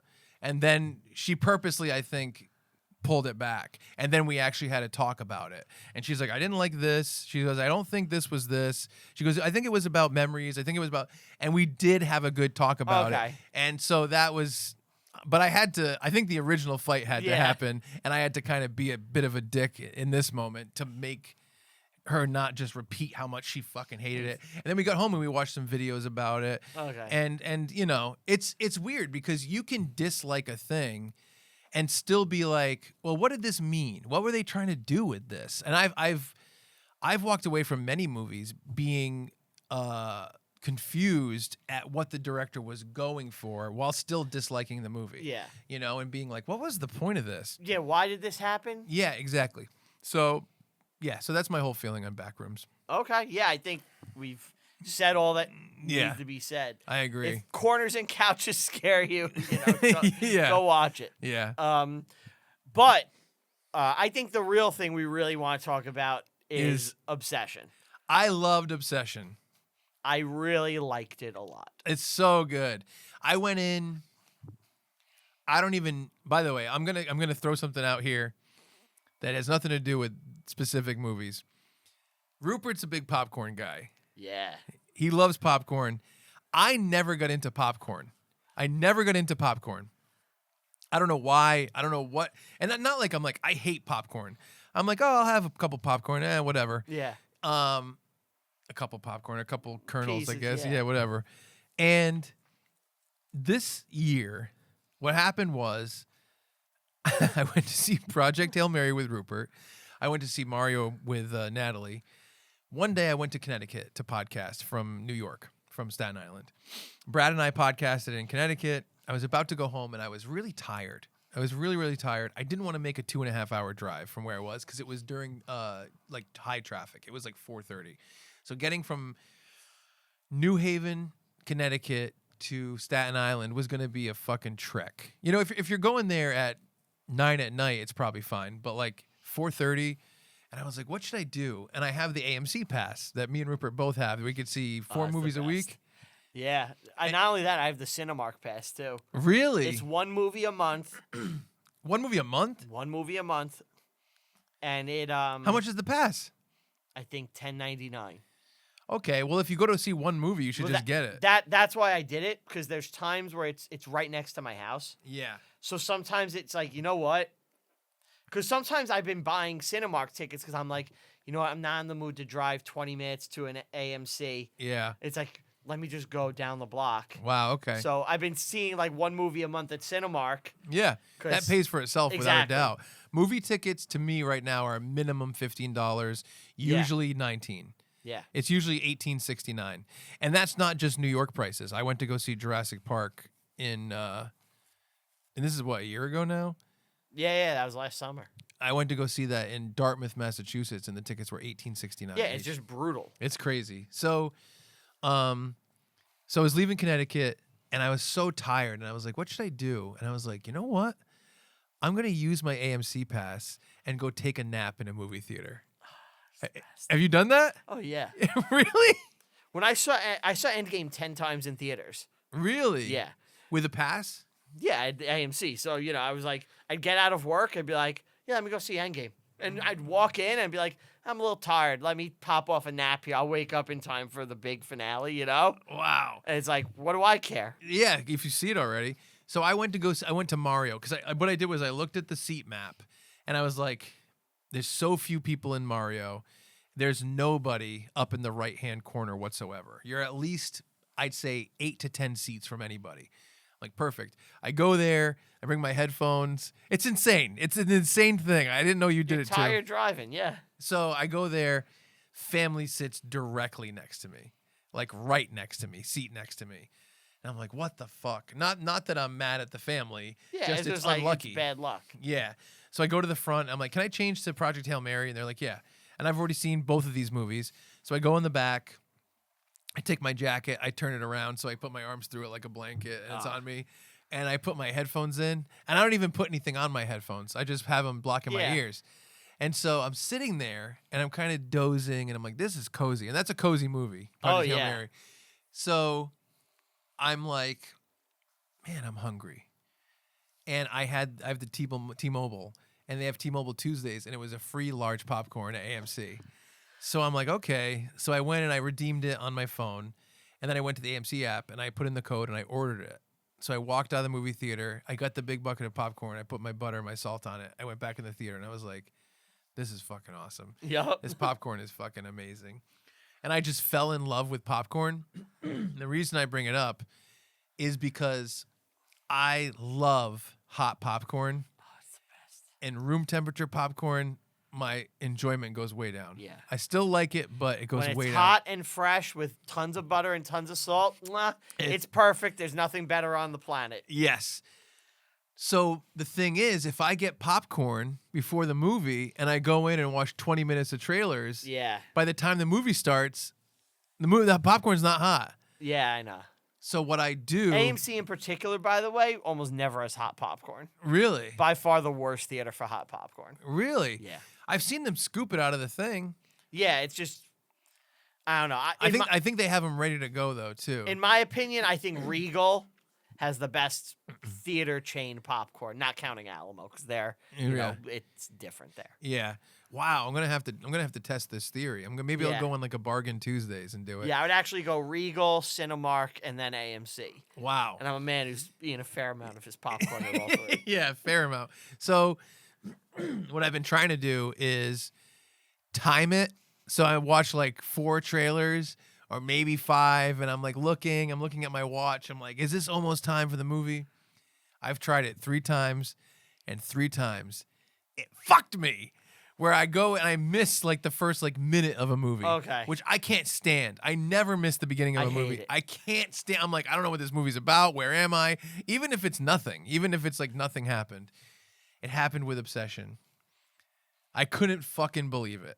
And I missed the beginning of his speech in the diner. Okay. It was a very small amount of time. You didn't miss much. No, I didn't miss much at all. Same thing with, it happened with Backrooms. But I came in when the guy was still like, it was like recording in the back rooms before anything scary happened. So I don't think I missed much. No, you didn't miss much. Yeah, I didn't miss anything there. So anyway. It's a dangerous game you're playing, man. I gotta go like this. After 3 trailers, I'll do it. Yeah. Because you're always safe for 4 or 5. Yeah, whatever. Exactly. And I'm texting Natalie all the time. I'm like, I go, is Nicole Kidman on screen? Like, yeah. That one I don't mind. My wife will text me, Nicole Kidman showed up. I'm like, fuck, I gotta get back. I hate the other one. Doom, doom, doom. The guy throws the popcorn in the air. They're racing. They're dancing. I'm like, I don't know why. It annoys the fuck out of me. Oh, I need Nicole Kidman now. It's like... Me too. Yeah. Nicole Kidman rocks. But the other one I can't stand. Anyway. We come to these theaters to laugh. Some way. Heartbreak feels good in here. Yeah. Heartbreak feels good in a place like this. Did you see that company Loungefly made a backpack of her dress? No. That she wears in the AMC thing? No, but I know about the fact that they made one for Saw with Billy the Puppet. Do you know about this? Yes, I do remember that. That was awesome. And AMC made him pull it. They wouldn't let him do it. Which I'm like, come on. They released it online. That's so fucking funny. And by the way, first person to parody that, brilliant. And it's like they took it away from us. You know, the fact, anyway. Whatever. SNL did one, but. Did they? What was it? It was Chloe Fineman coming out and she As did her? Nicole Kidman. I can't remember what happened. See, I'd much prefer Billy the Puppet. or like another character. You know what I mean? Yeah. Like a character doing it. Anyway, you ever see Living with Jigsaw, the short? No, that's funny. You don't know about it? No. Before we leave, we gotta watch it. All right. It's you know how like there's like internet videos you like? Yeah. This is top 10 for me. All right. He's like the roommate. Yeah. Yeah. He's like, Greg, you want to open the mayo? Like that shit. I hate that. I love it. The guy's eating a bucket of popcorn with this girl. And the puppet comes out of the popcorn bucket and he goes, the wine in your glasses has been replaced with the blood of a 3-toed sloth. It's so fucking funny.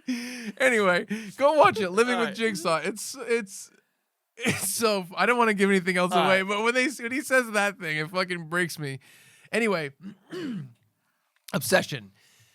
It's one of those movies where like I didn't even see a trailer. This is my favorite thing in the world. Rupert's the person that introduced me to this. Just going to see a horror movie without seeing the trailer. I think he's seen all the trailers, but he'll be like, "Let's go see this thing." Yeah, I don't give a shit. And I'm like, "Sure." Remember when I tricked you? I tricked you to see the 3 Wives of Dracula movie? Oh, when you thought it was Barbarian? Yeah. And we went and saw fucking, was that called the Invitation? Yeah, the Invitation. Yeah, oof, man, that was rough. Barbarian looks By the way, that's one of my picks for James Bond is Dracula in that. I think he'd be a good Bond.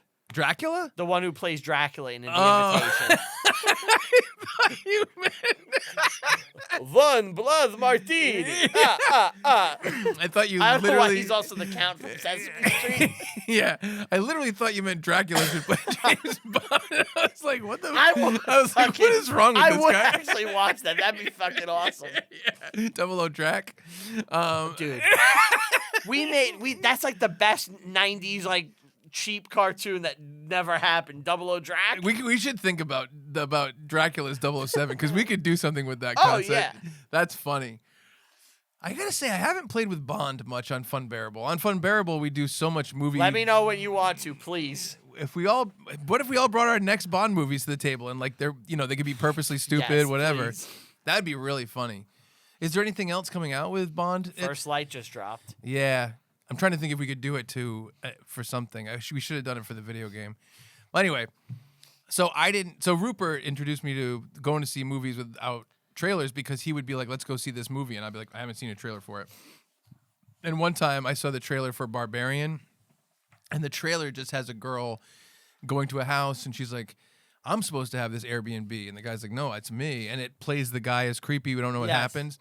So I saw that the invited or the uninvited or whatever the hell it's called. The invitation, like, I thought that's what it was just by the title. It was Barbarian. And so I had you and some girl, one of the girls I dated, we went to go see it. And I was like watching it and I'm like, this is so weird. And it was just not. Like, this isn't the movie. And like, you knew. Yeah. You knew going in and you're like, oh, it's weird that you want to see this. But I'm like, I think it looks great. Yeah, that was so stupid of me. But Obsession was another one where I didn't see the trailer. I don't think I did. Natalie was saying like, oh, you did. You saw the trailer. And I don't remember ever seeing it. I saw the trailer because I remembered when the scene happens in the movie because I think I don't think this is a spoiler. It's one of the big scenes of the movie now. Yeah. Where they're in the restaurant and he's like, he asks her a question and the girl is like, no, don't do this. And she stands up and makes a big scene. That's the opening of the trailer. Oh, really? Yeah, and like it really hooks you. Yeah, that's cool. I don't think I saw it, but I don't know. Natalie says I did. So anyway, we went to go see it. I didn't know what it was going to be. I could tell that it was going to be a thing where someone became obsessed with someone based on the title. Have you seen anything with the director or anything like that? I've seen some interviews with him. I DM'd him. Did you? I sent him a DM and he did not answer me. Did you hear what it was directly inspired by? Take a guess. You told me and I can't remember. The Monkey Paw Halloween episode of The Simpsons. That's right. He's like, this was the direct inspiration for it. Well, the other thing with this, and it's funny you mentioned Barbarian, he's a comedy guy. I know. He does comedy sketches on YouTube mostly. That's like how he started. That and TikTok, I think. Yeah. And this is Simpsons, again, it's another comedy thing. And I think a lot why we're seeing so much crossover now between comedy and horror is comedy is like dead. Yeah. So you take your comedic premise and it's just like a degree away from horror. Yeah. And you just twist it. Because you could do this exact movie and make it a comedy. Yeah. You know? Yeah, exactly. You could. And there's funny moments. There's funny moments in it without a doubt. It's a black comedy. Without a doubt. But yeah, I mean, we're going to spoil it, obviously. Yeah. But yeah, the story is essentially, and I'll include the cat thing just because it becomes part of it. This guy loves this girl. He's rehearsing a speech that he wants to tell her about how he loves her. He's gonna confess his love to her. And his friend, we'll call the main, what's the main guy's name? Bear. And what's his friend's name? Ian. Okay, Ian. Ian, his friend, is like, yeah, you should tell her. What's the girl's name? Nikki. And so they're all going to go out to a trivia night. He's going to tell her. He wants to tell her. Ian's like, don't tell her tonight. Tell her another time. I don't want to ruin trivia. Whatever. So he's talking to her, and they seem like friends. Everyone seems like friends. There's four of them there. I think there's another girl named Sarah. Yeah. And he doesn't tell her, and he bought this thing for her at this thrift store or whatever called what? Whimsical Wish? Wishing Willow. Wishing Willow. And it's this it looks like an old 80s toy or 70s toy. Yeah, it's like a weird vintage thing. Yeah. And you're supposed to take it out and then crack it and make a wish and break it. Yeah. That's it. One wish per person. You notice how similar that is to weapons? I didn't see weapons. No. I didn't see it. You didn't see Weapons? No, it came out. It came out like right. By the way, that's not a spoiler at all. No, on no, Weapons. I don't. So Weapons came out like I think July last year or August last year, and it was within the window where we were getting ready to have my new daughter. Yeah. And my wife just wanted me close all the time, so I missed it. And then like when the baby was here, I wasn't able to go. So it came out in a weird dead zone of like media for me. And Weapons is a movie that like I like Zach Krieger. I loved Barbarian. I want to watch it when I'm like cognizant and awake. So it's like I don't want to do what, because now when I watch a movie, it takes me like almost a week. Yeah. I'm up so late watching it. I watch in like 30-minute chunks. Yeah. And I want to give Weapons the proper like respect it deserves. Where it's like I'm awake. Yeah. I'm watching Weapons. I Yeah. take it all in and I give it like a better assessment. You So- should come to my house and we got that 70-inch TV. Yeah. We'll make some popcorn. I'll tell Natalie to go, wherever, and we should watch Weapons. I man. want to see it so bad, man. I think when did it come out? July or August last year. It was my movie of the year last year. I know people loved it, and like I was so bummed I didn't get to see it. Yeah, I mean, I don't want to overhype or whatever, but It's already been as hyped as it could be, you know? yeah, don't let it overhype you. It's a smaller movie than I think. I think what's so impressive with it is that they do so much with so little. Yeah. I'm not gonna say anything else, but so that always scares me in that room. That Yeah, I weird know. fucking thing. So, what is it called? A police scanner? Yeah, his police scanner. Yeah. So anyway, so he's gonna give it to her. He's giving her a ride home, and he feels like he's gonna tell her, but he doesn't know. Well, his friend gave him bad advice. Yeah. His friend goes, "You should call her Freaky Nikki," Yeah. and like And we don't know almost neg her. Yeah, we don't even know. It's a nickname from high school that she doesn't like. Yeah, we don't know why. We Yeah. don't know what it's referring to. You never find out. Yeah, you never find out. Isn't that? And it's not really important, but Bear listens to his friend and goes, "All right, Freaky Nikki," and she's like, "Why would you fucking call me that? You know I hate that name." Yeah. And he had even said that. His friend set him up to fail. Yeah. So then right after this, she goes, "Do you like me? Like, do you have a crush on me, bro? What's your fucking deal? Because now's the time to tell me." Yeah.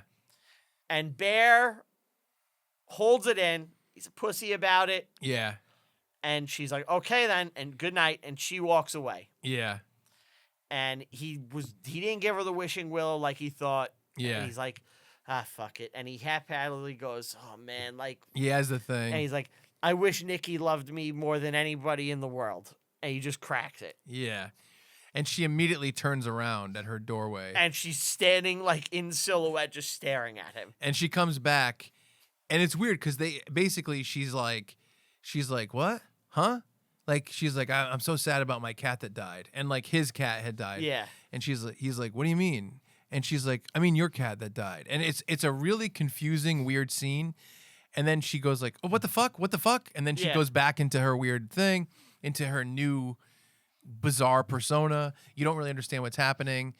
And essentially she's like, "I don't want to go home tonight. I'm really sad." And I think that's Can when I she come says, to your place? I think that's when she says that my cat died. And he's like, "My cat died." And she's like, "Oh yeah. Well, can I come to your place?" And essentially what happens, without getting into every scene, is she goes to his place.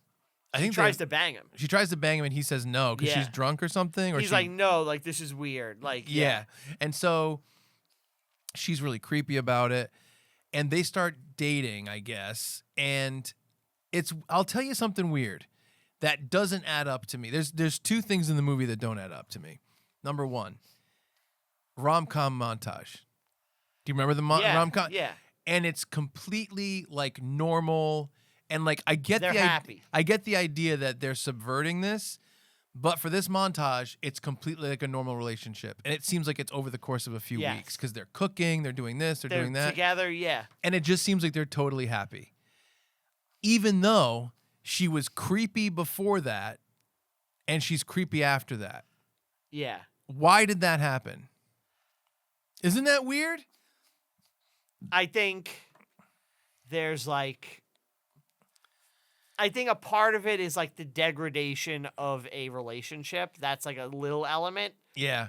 But she was creepy before that happened. She too. was creepy before that, but then things like, well, then she kind of like, she tricks him, she lies to him. She's like, my father died, and he has cancer. He's cancer, he's dying. Yeah, he's like, oh my God, he comforts her, and he doesn't sleep with her. And then she comes back the next night. She's like, I'm sorry I was being so weird yesterday. You know, I really, really like you. And they finally bang. Yeah. Now, after this, you know, they have the montage. They're fully dating now. And everything is going good. And it's weird. When they have sex, it's just like not a long shot. It's like 10 seconds. But she's like dissociated almost. She's not into it like at all. It's just like she's just laying there as like bears pumping. Which is really weird. That's weird. I thought that's all sex. That's not how it is. Well, it's like it's okay. There's a few things I think are weird, but let's continue and then I'll point them out. So then there's the rom-com montage. They're all cool. Yeah. Then she like digs up his dead cat and makes a little tribute. That's actually like night 1 or 2. Okay, so that's before the rom-com montage. That's what's so fucking weird to me. Like, the movie's great. I love the movie. I want to put that out there first. But why? Let's go through the whole thing, and then I'll talk about it. So, the rom-com montage, and then it's like, he has to go to work. She does the cat thing. She digs up his cat and makes... Oh, that was the first... That was in the beginning. Okay. The cat was like night 1 or night 2. Okay. Then she's like watching him sleep. Yeah. And she's doing weird things, and like, there's one moment where they're making out, and she freaks out. She's like, no. And she backs away, and then she comes back, and she's obsessed again. Yeah. And it's like, okay. So what happens is the work thing. Yeah. Like, he goes to work, and she's like, I'm going to miss you. And when he goes to leave, the door has been duct taped shut, like 100%. Yes. And he's like, okay. And he just opens the door anyway. He's like, stay right there. I'll be back. Yeah. And she doesn't leave the spot. And she stays there pissing herself. And shitting and herself. Has this like giant smile, like this Joker grin. Yeah. I think she threw up too, which is really weird. Yeah. I don't understand that. But she pisses and shits herself. Yes. For sure. And while he's at the store, this coworker that he knew liked him, that he found out had liked him, she comes over, he's talking to her, and he eats lunch, and it's cat. She put like, hope you would like this. Yeah. And then she put like on a second note, like cat with an exclamation point or something, and he's eating his own cat. Yeah. This is another point of contention, but we'll continue. So he realizes something's up. He calls the number on the back of the box of the thing. And the first thing he says, it's great too. The guy on the phone is like, and that's the director. That's the director. Yeah, he's like, hello. Yeah, okay. Like, that's how he talks. And the guy's like, well, you don't like your wish? Yeah, and he's like, can I alter it? And he's like, we don't really do that. And he's like, do you want me to put it up to the cancellation department? And the guy's like, yes, put it up to the cancellation department. Because he knows that something's... cancellation. He goes, there is no. Yeah, he goes, there is no. And the guy clearly wants to cancel it because he's like, there's something fucked up about this. He's like, well, you should have thought about that before you made your wish. Yeah, something like that. He's like, well, I wanted to go back to house. Would you like to talk to the old Nikki? Yeah. And he's like, okay.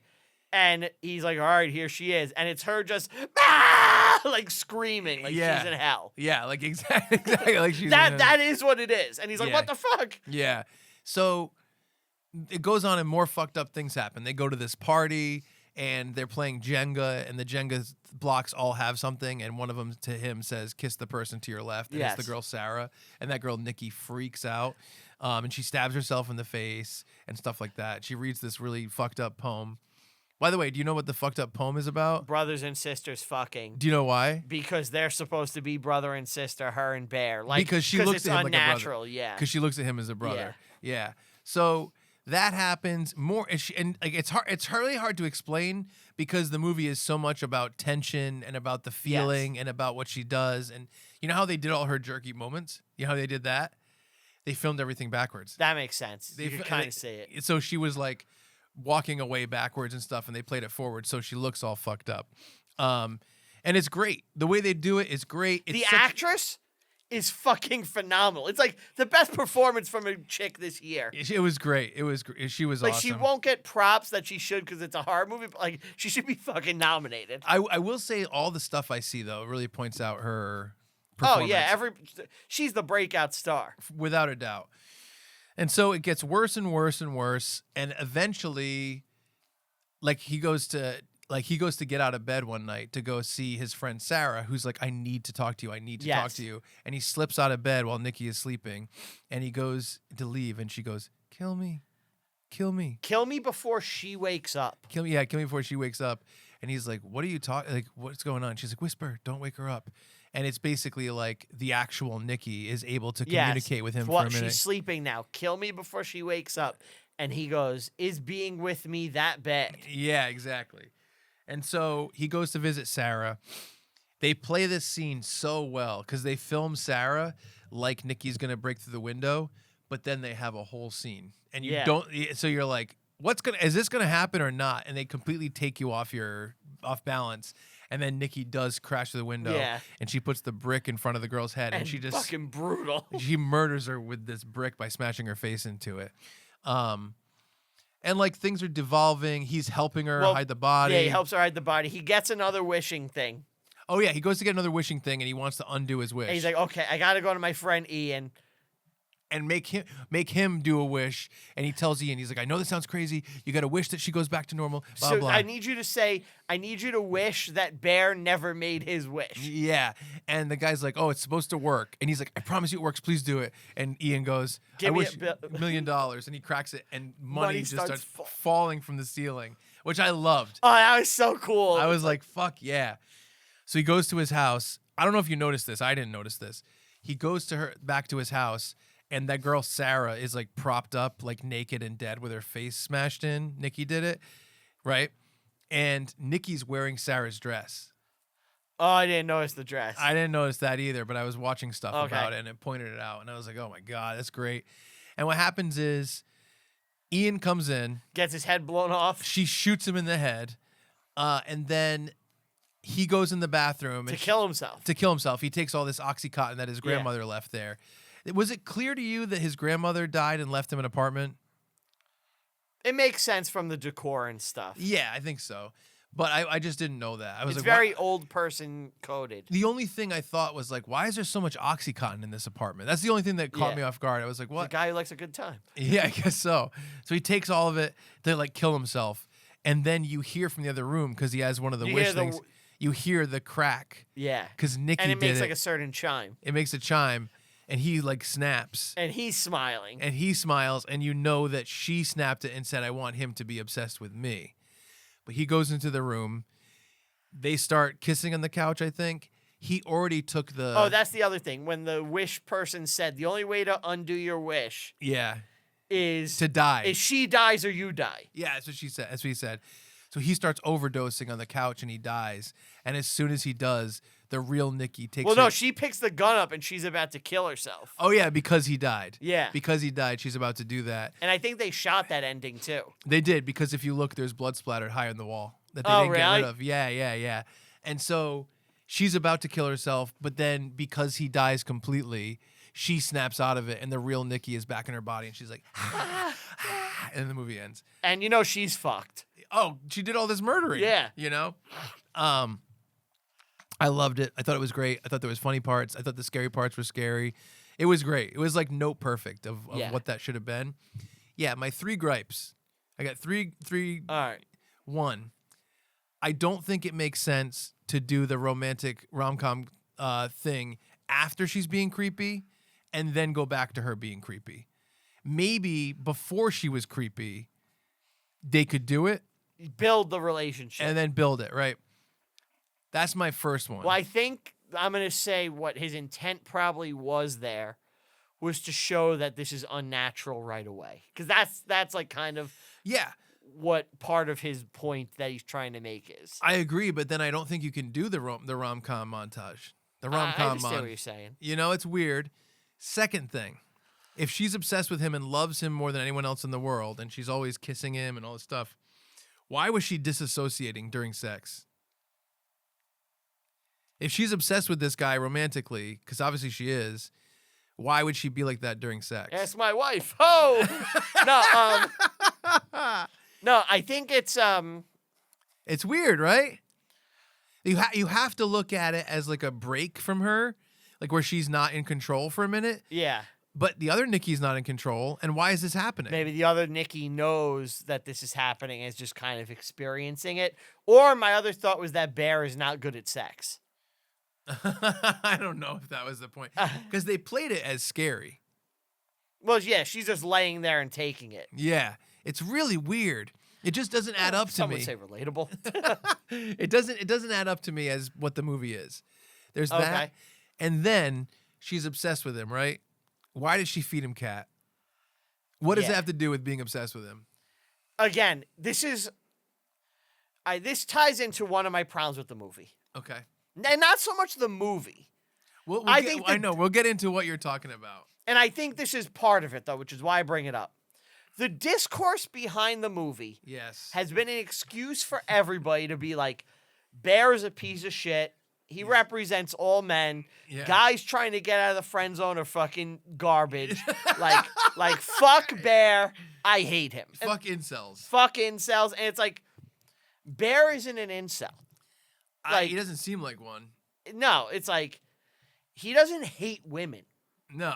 It's like, so the cat thing, to me, and this is how I read the movie, Nikki, the guy's wish was not actually granted. Yeah. Because Nikki did not love him. Yeah. So, first of all, the guy got ripped off. His wish wasn't granted. Second of all, it's clearly she was possessed Yeah. or there was some kind of entity in her body. Because even if she was obsessed, her body wouldn't move all herky-jerky. That's what I'm saying. He talks to Nikki in hell, Yeah, so right? it's not her. Screaming. When she... And by the way, we like the movie a lot. We're just kind of going through Yeah, this stuff. I like talking about film theory and Exactly. analyzing film and Exactly. stuff. So, like, I like the movie. I think it's a good movie. I think it's we're worth not watching. We're not cutting it apart. Yeah. We're just talking about different things. So, the other thing is this is a scene that people bring up online about why Bear's a piece of shit. She asks him to kill her before she wakes up. She didn't say before I wake up. Before she wakes up. There's something else Yeah. taking control of Nikki. And that weird demonic thing is what fed him cat. That's the thing is that I look at it like in order to have this character be as into you or as obsessed with you as you would like, it has to be this fucked up entity. So that's why she's, there's some stuff that is like she's obsessed and it's creepy. Like 1, she's watching him while he sleeps. 2, she cuts his hair while he sleeps. 3, she makes the cat tribute because she thinks that he loves the cat. Yeah. 4, she shits and pisses herself because he says stay right there. Like all these things you can read as being obsessed. Like, Even killing Sarah because Sarah has feelings for him.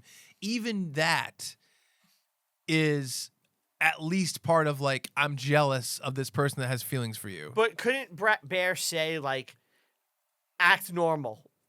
Like, if you love me so much, I need you to act normal. And she'd act normal? You know what I mean? It's like... I know. It's weird. There's a weird juxtaposition here where it does seem like, is it her or is it not her? Because if it's not her, then his wish wasn't granted. Yeah, I don't think it's her. Yeah, I don't think it's her either. I mean, I don't think the movie thinks it's her. No, to me, it's like if you really are paying attention to the fine details, it's like if I say I want Chuck to love me more than anyone else in the world, but Chuck is really screaming in hell. yeah. Chuck doesn't love me more than anyone. It's so fucking... It is weird. It's a weird juxtaposition. I really feel like this is almost like a 70s horror movie in terms of its just concept. Well, I think this too, like, to be fair, this concept has been done before. Yeah, it's a monkey's paw. It's not just a monkey's paw, like, but like, I want to be like the most. There's an episode of Buffy Yeah.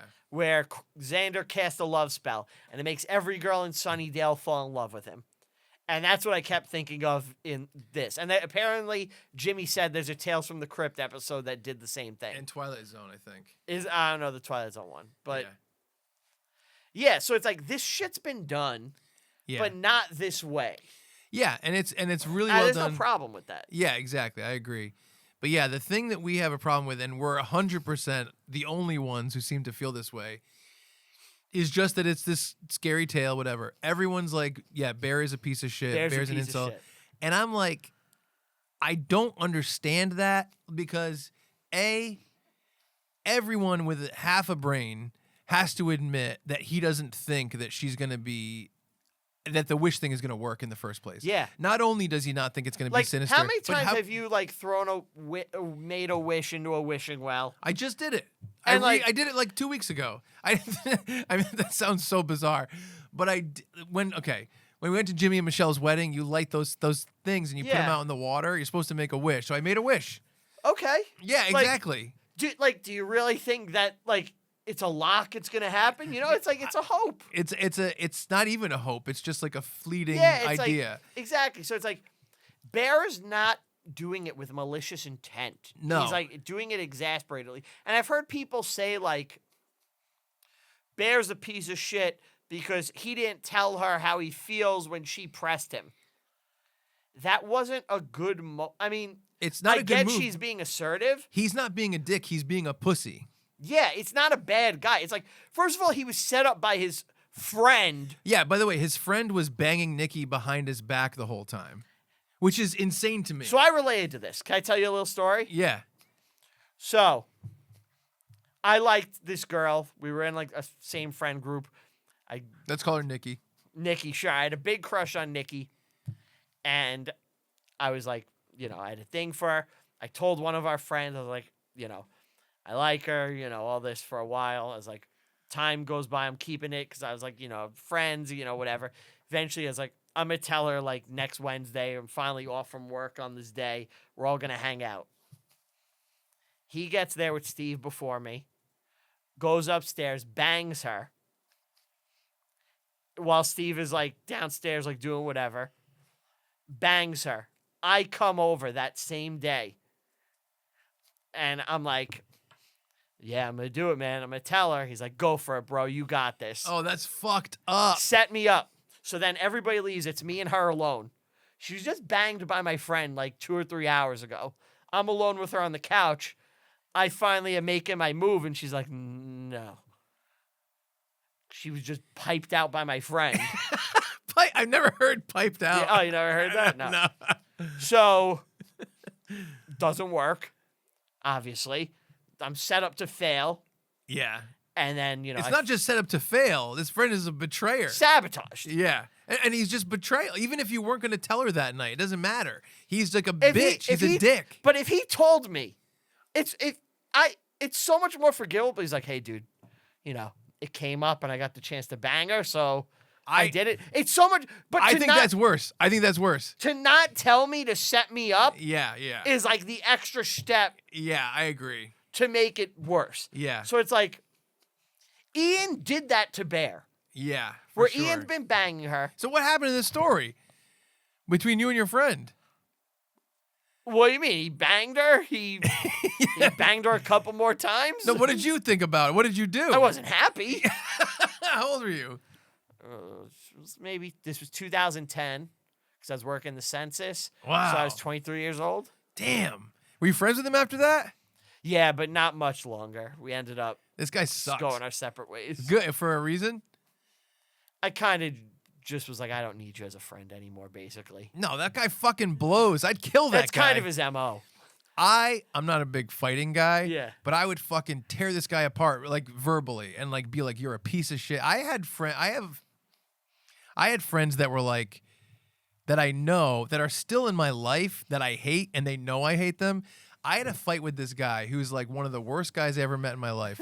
He recently listened to Fun Bearable, and he was he texted me, and he's like, I just heard on Fun Bearable, you call me the worst person you ever met in your life.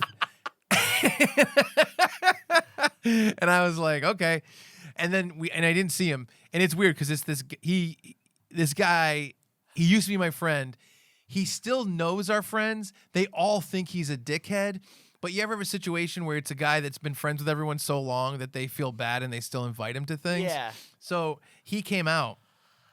I'll tell you what, this is true. I'm trying to think about how much I should tell. Whatever. All right, this guy. Oh, how can I tell this story? So you're going to like the story. All right. So basically, we're all out. We're talking about our parents, whatever. And I'm going to call him George. I'm going to call him George. George is like, there's like 4 of us, right? There's 5 of us. And George is like, what do you mean we have good parents? And he points to another guy. What's another guy's name? Steve. George goes, actually, I'll call the first guy Ant. The second one's Steve. Ant turns to Steve. Ant points at Steve and goes, what do you mean we had good parents? His dad killed himself. Holy He goes, shit. and he made it his entire personality. This is shit. what Ant says, right? Obviously, it's not really Ant and Steve. No, that's something Ant could say. He goes, he made his entire personality. And Steve is like, what the fuck? And everyone's like, what? And Steve is like, I guess I have to explain this. He's like, I never made it my personality. I think that's weird to say.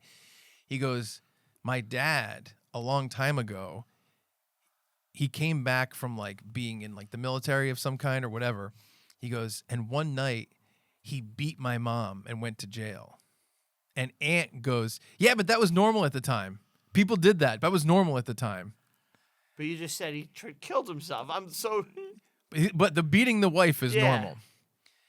He goes, and first of all, it's fucked up to bring it up. It's fucked up to say it's his personality. It's fucked up to say that his dad beating his mom is normal. I mean, maybe in like the 50s? I was it's like... it's fucked up. And his dad went to jail and killed himself in jail.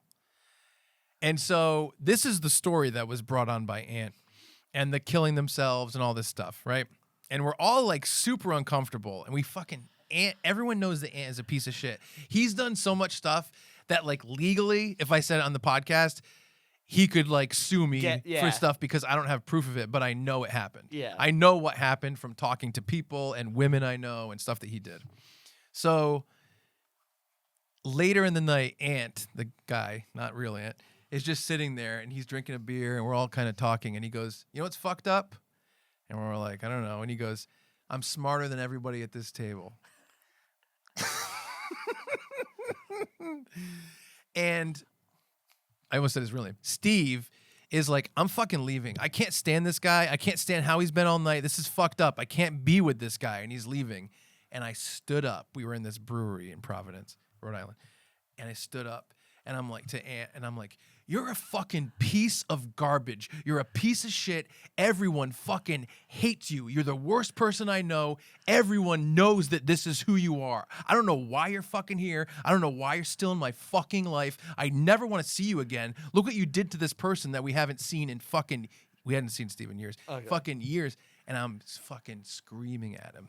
And he's like, whoa. He's like, please calm down. Please calm down. Like, because like everyone in this Now they're brewery all is looking at looking it. And I'm fucking losing. This is like within the past. Pent like, up years. This is like, well, I've made him sign contracts before about, I don't even want to talk about this.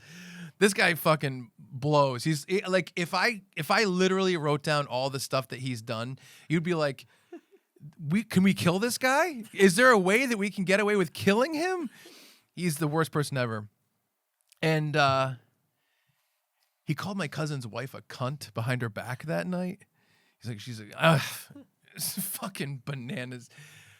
And I'm giving too many personal details away, but I'm yelling at him.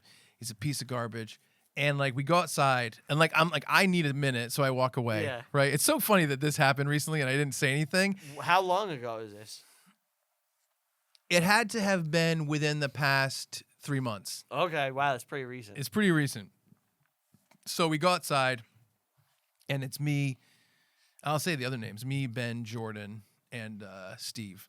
And Steve is like, I'm going home. I'm leaving. He couldn't, after everything. So me and Jordan and Ben tell Ant, hey, like, we're going to all go home. But we lied to him and we went out somewhere else in Warren. But this guy. So anyway, I think if I was in your shoes and this guy, A, banged a girl that he knew that I liked, By the way, this guy has done stuff like that to me too. Yeah. And it was tough because it was a girl. I don't want to get into it, but he was also a piece of shit in that way. Maybe not to me, but to other people, and a little bit to me. I would lose my shit. I would lose my fucking shit if this guy was a friend who knew I liked someone and banged her first, and then if he set me up to fail, I would like that kind of freak out that I did recently, which by the way is crazy. I did that at 41.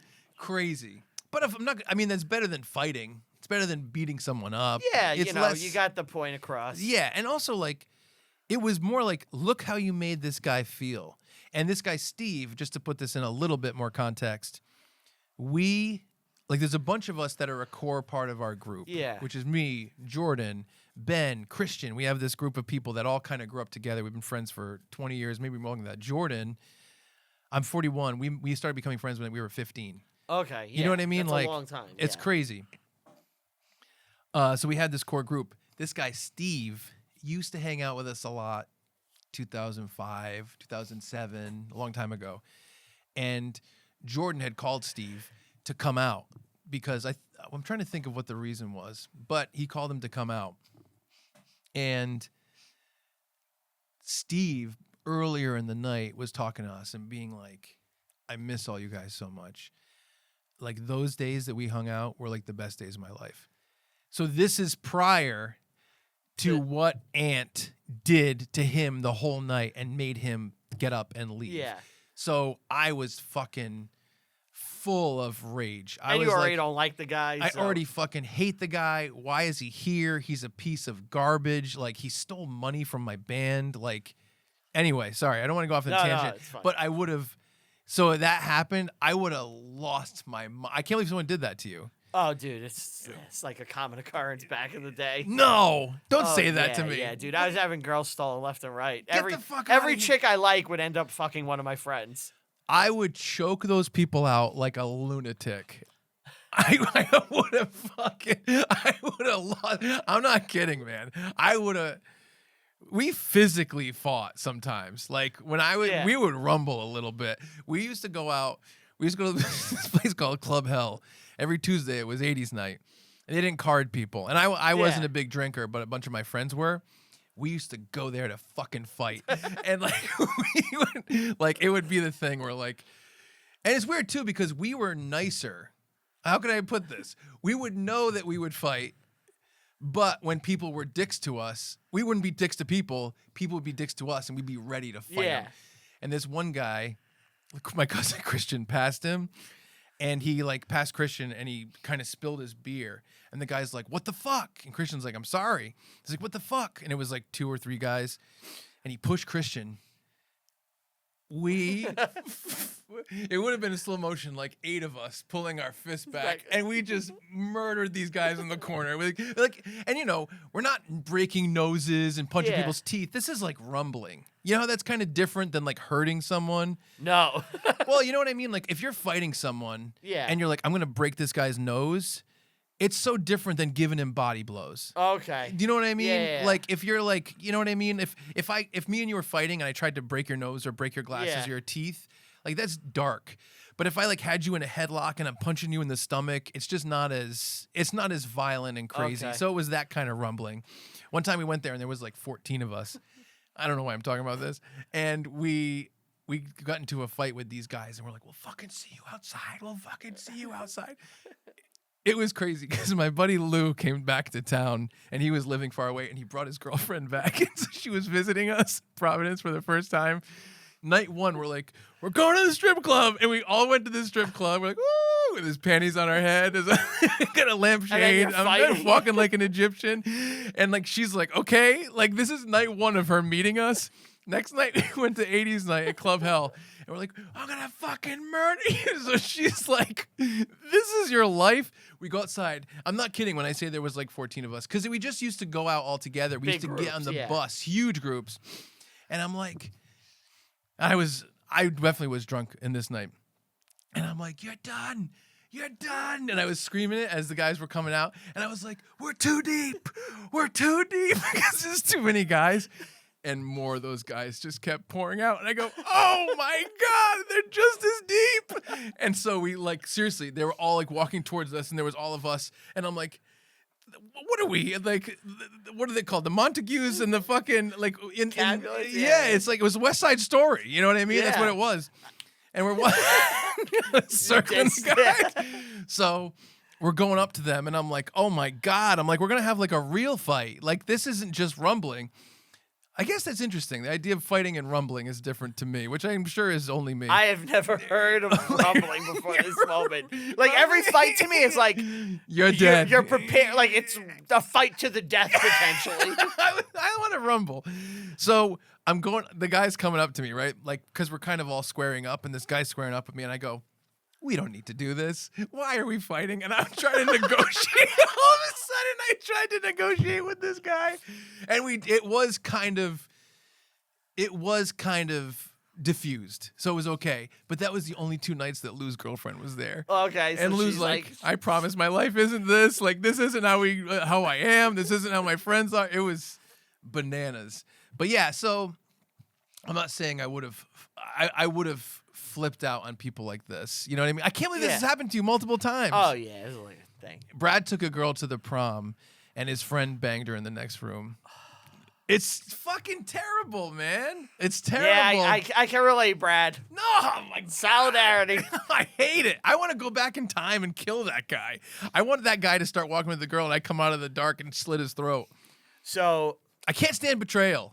I'm anti-betrayal. Just to put that out there. Let me tell you what happened with what was gonna be my first real girlfriend, right? So me and this girl.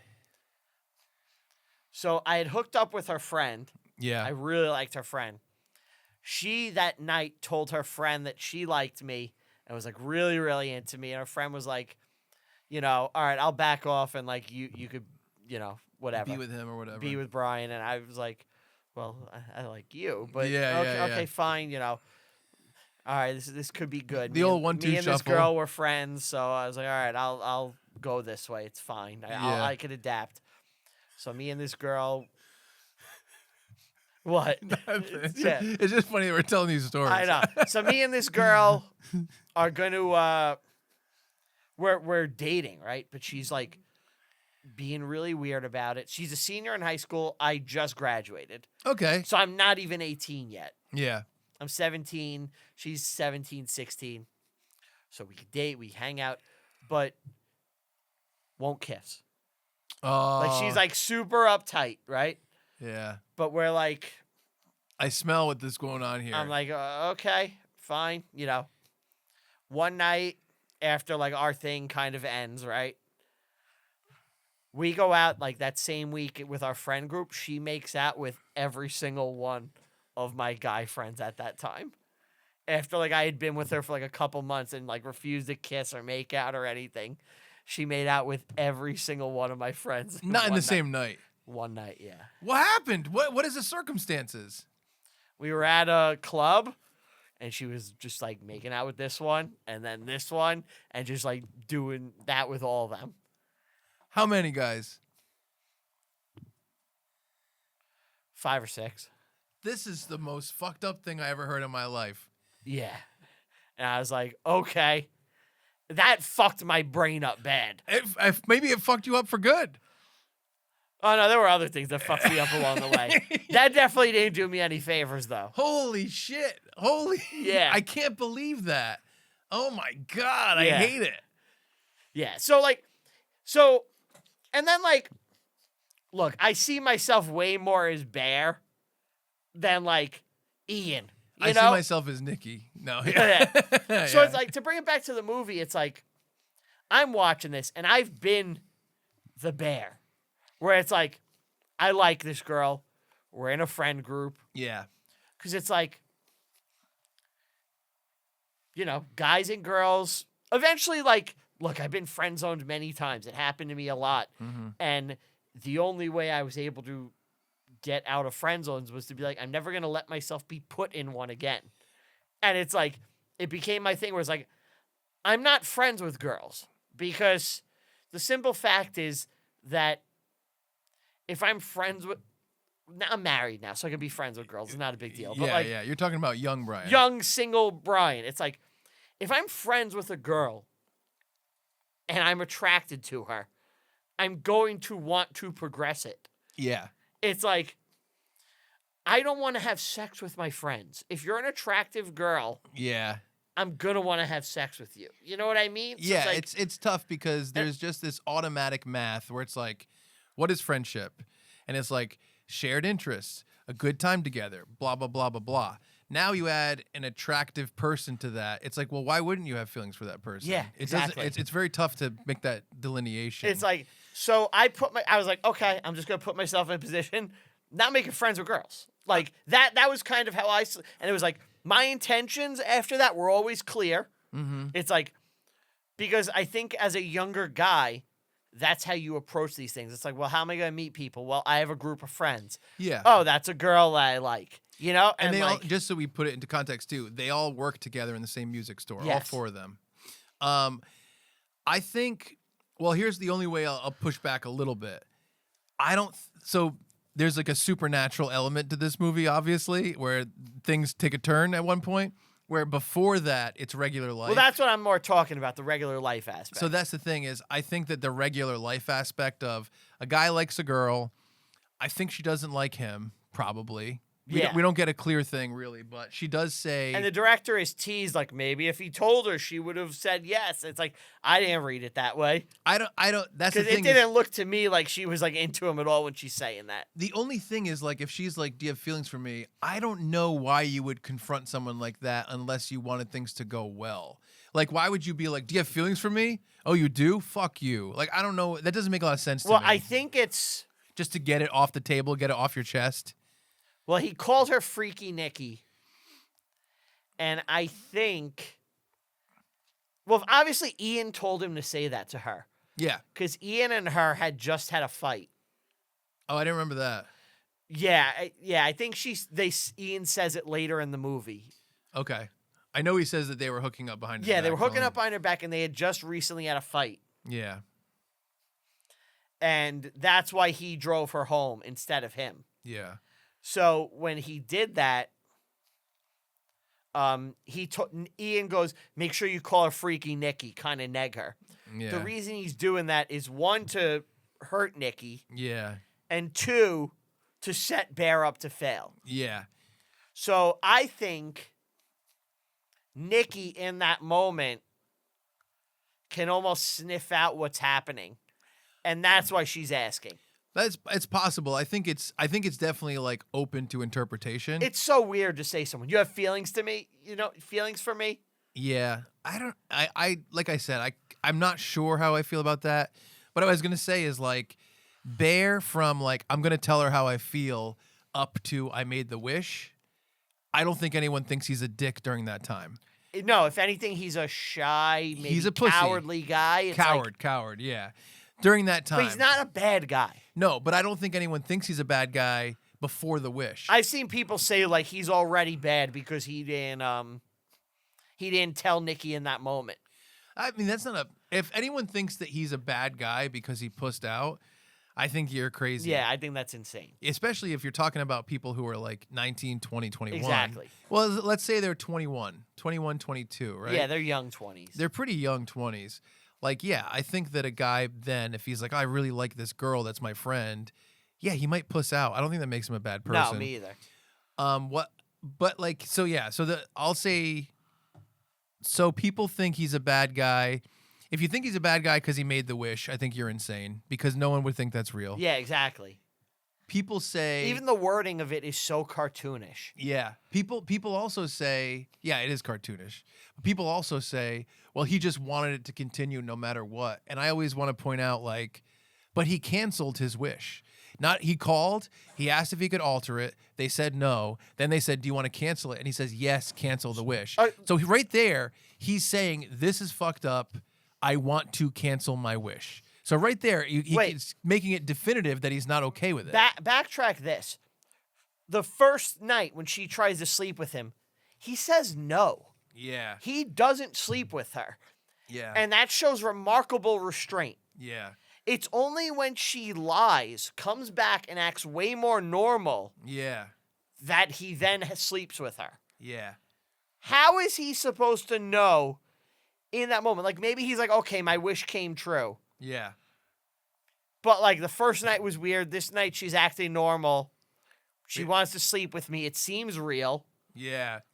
Like, okay, like, yeah, my wish came. You're not thinking like that. Nobody would. I think that people that watch movies sometimes don't understand that they are looking at it as an audience member as opposed to someone who's in the story. Yeah. So they're like, he's a dick for doing this. Or like a big trope is like, why would you go up the stairs when a murderer is chasing you? You should do this and you should do this. It's like, if a murderer was really chasing you, do you really think you'd just make the best choices the whole time? Or would you be too scared to do the right thing at every moment? Yeah. You know what I mean? Like, I mean, the other day I was thinking about that monster getting me. You know what I mean? And he's like, dum, dum. And he's coming up my stairs that I told you about. Yeah. Ugh, I'm scaring myself right now. And I was thinking, I'm like, I would run upstairs.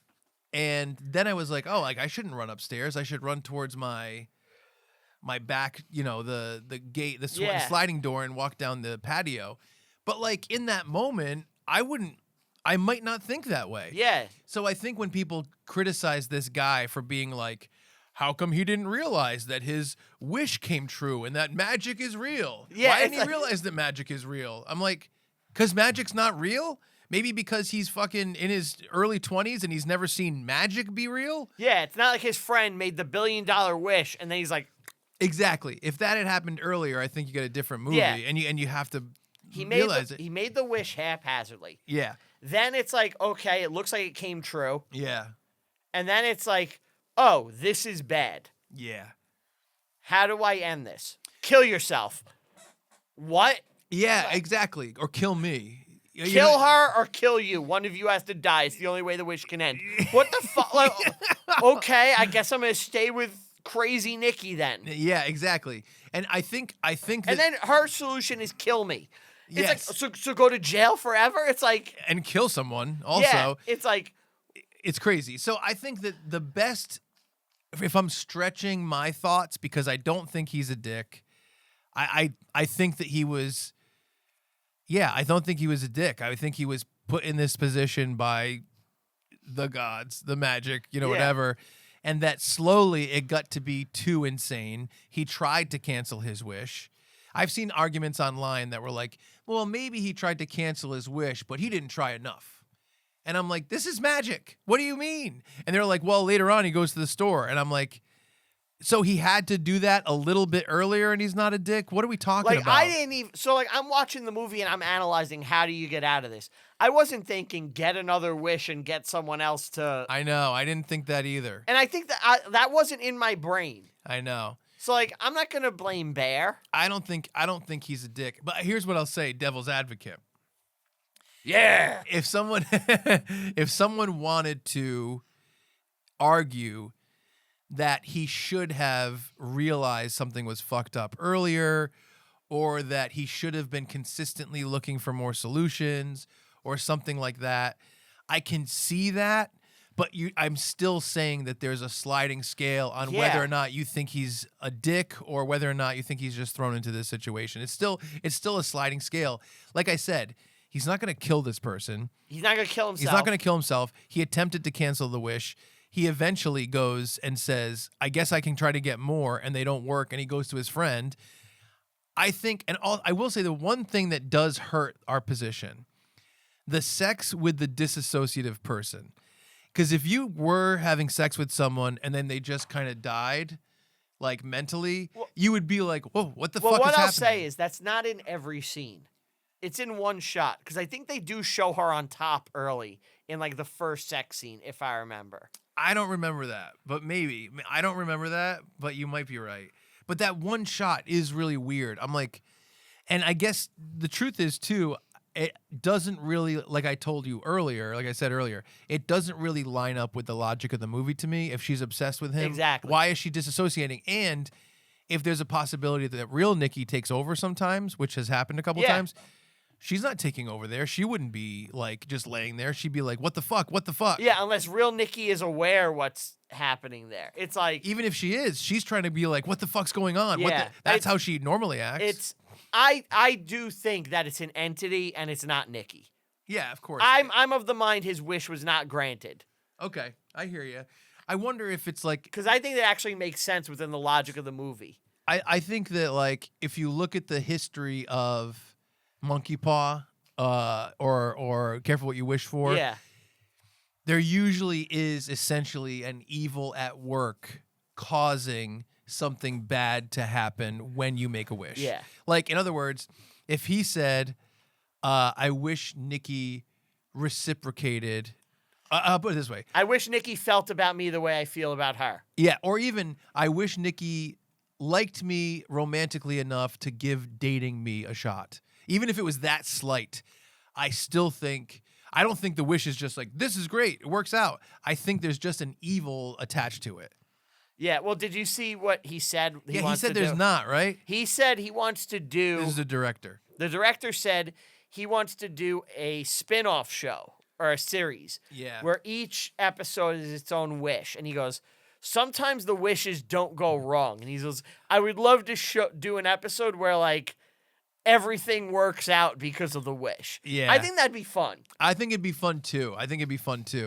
But, like, Bear's wish seems like nothing went wrong. Like, the money just falls. You mean Ian's wish? Ian's wish, sorry. Yeah, Ian's wish. Yeah, I know. I wonder that too. Like, I think he was asked that directly. Would something bad happen from Ian's wish? And he goes, not necessarily. Something like that. I think the director did say something like Yeah, that. because he's like, not every wish is bad. Yeah, exactly. It's really just about your wording and how, like, specific you are. I guess, yeah. But it's like, I don't know. It's such a leap from, like, I want this person to love me more than anyone else in the world, anyone else in the fucking world, to here's cat. Like, Yeah, here's eating cat. I know, exactly.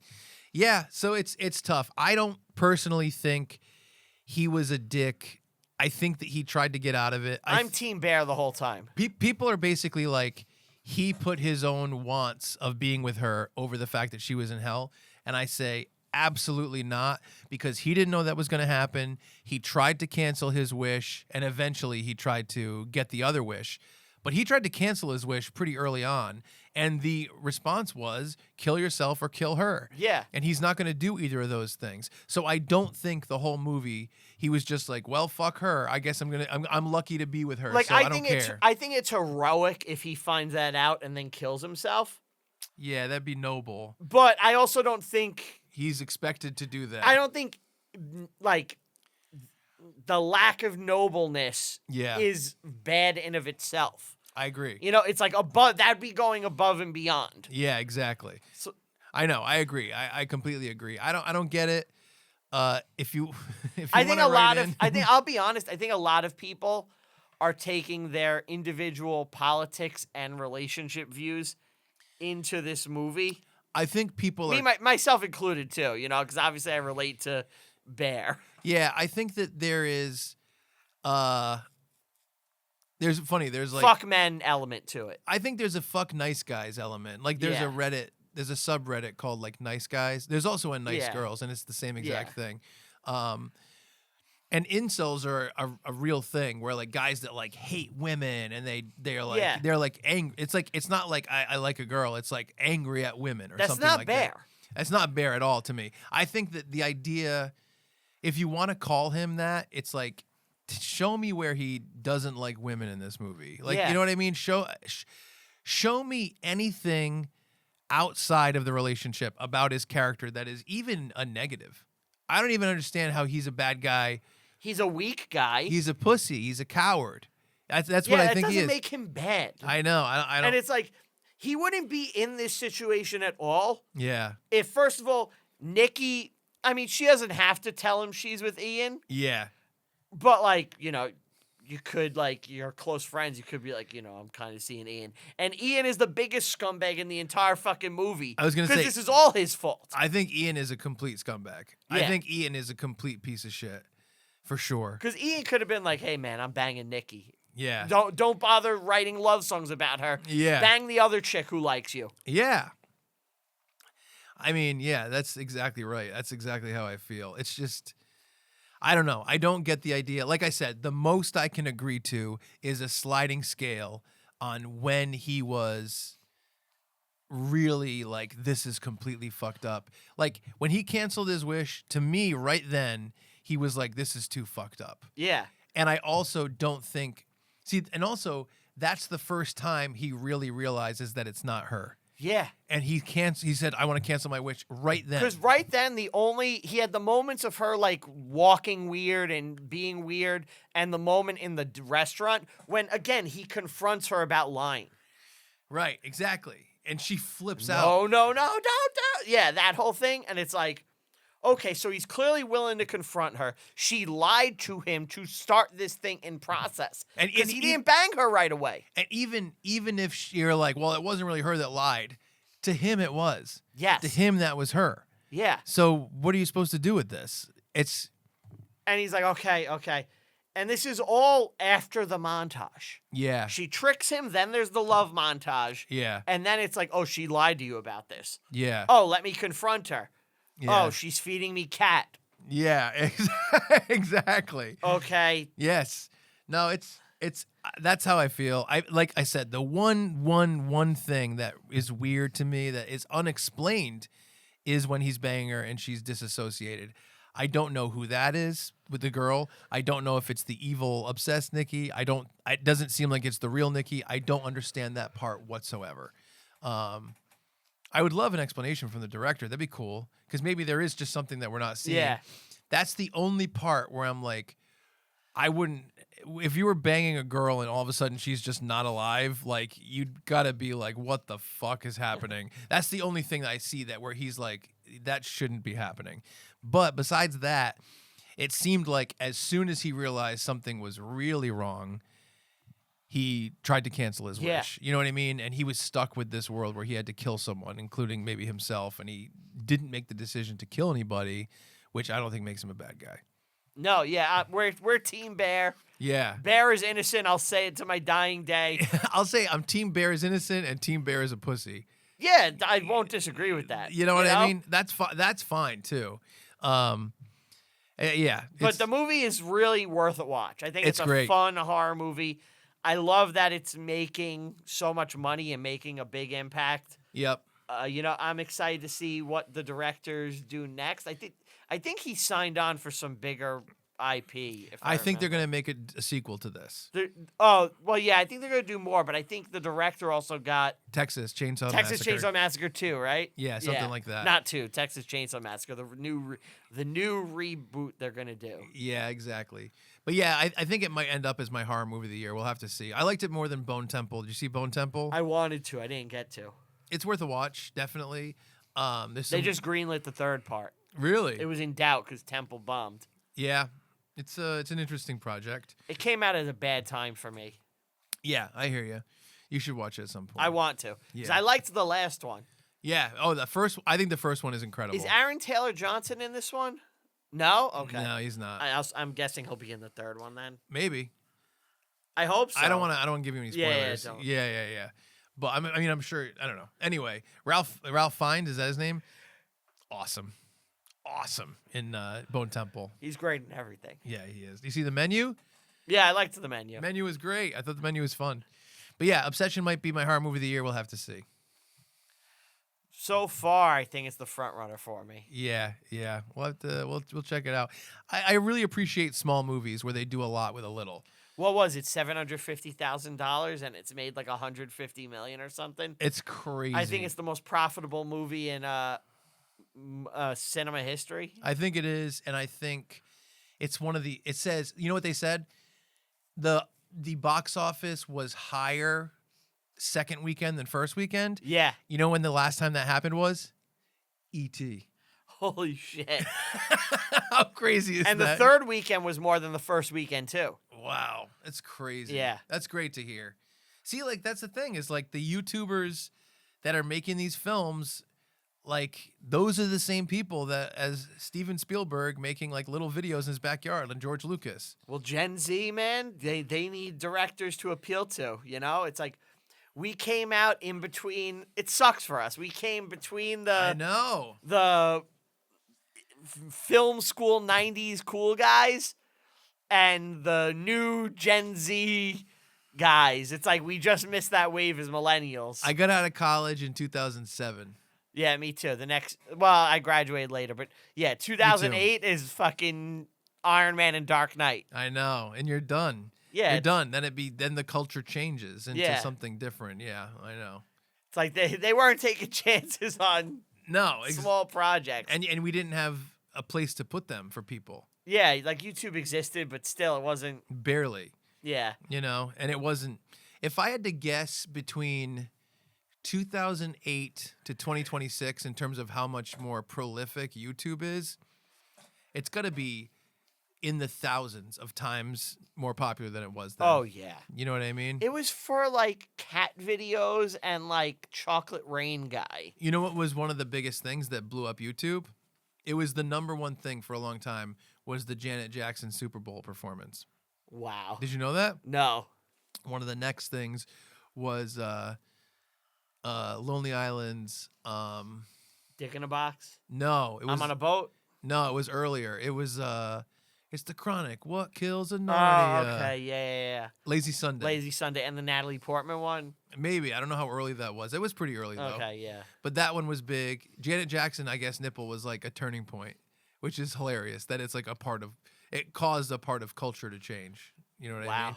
In a positive way, really. Yeah. You know? I think YouTube is good overall. I got to be honest, YouTube is my favorite social media platform. And there was this I'm friends with this guy, and he was like, yeah, I talked to a social media manager, and they said that YouTube is the best platform to concentrate on because no other platform gives you the opportunity to really create a library. But True. YouTube is creating a library. Like if you're making Instagram stuff or whatever, Yeah. TikTok, people scroll past it on the day of. Who's going back and being like, oh, let me watch these other things? The percentage is minute. But if someone likes reviewing history, the podcast, I've yet to meet him. they'll go, oh, I like this. Now there's this back catalog. And we've both met people like that for Fun Bearable I and know. reviewing history. You know what I mean? I love when I see like just started reviewing history. I'm going through the back catalog. I'm like, that's fucking I know. It's awesome. It's like, awesome. It's great. You got a lot to fucking get through, man. Exactly. But so I think YouTube's probably, it sucks because it's still toxic in terms of like comment section stuff. But I don't think you get away from that I anywhere. think that's just the internet. It's exactly. You can't get away from it anywhere. So YouTube is my favorite social media platform for sure. So I'm happy to see these people that care about film. Like we said, even the Backrooms thing, whether you like it or not, it's clearly a project that is connecting with people, and it's clearly well done. It's made with respect and love. You know? Exactly. So, yeah, man, I'm glad we got together and talked about this stuff. Dude, a popcorn kernels was way overdue. Yeah, I think so too. Some people love it. Like I remember I saw on a Tell 'em Steve Dave Reddit thread, someone said, Popcorn Kernels is my favorite TESD adjacent show. Yeah. Which I'm like, that is hilarious. It's funny to me. It's like, we have 2 other shows. And also, how many episodes are there of this? Probably like 9. Yeah, maybe 9. It's so rare. It's so rare. Which I think is why. Maybe that's why it's special. I think that's what it is. Yeah, maybe. But it's like, I don't know. It's funny to me. Like, there are people that really fucking love popcorn kernels. I know. I'm glad. Yeah. Dude, if it was up to me, I would do a movie podcast 100% of the time. But the thing is, when you do that, you really limit your audience if it's just new movies, because like not everyone is seeing like what came out last week or what came out. There's dead zones, man. Oh, You know, yeah. it's like when you're doing like Fuck You January, and me and you were talking about like I don't even know what came out this January, like fucking I'm just gonna pull out like Bloodshot. Yeah. Remember Bloodshot? I think It was one of the last movies before the pandemic. so. If someone came to us, it was A24.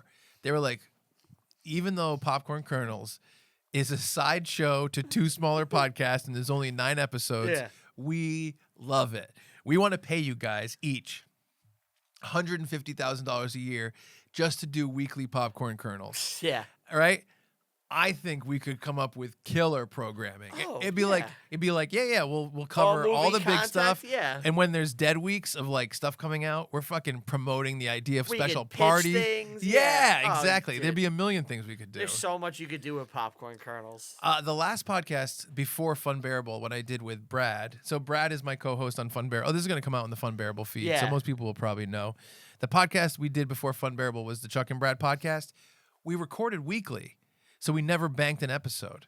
So we'd record on like a Tuesday, right? And it would come out the following Wednesday. I don't know. I don't remember our release day. Maybe it was Thursday.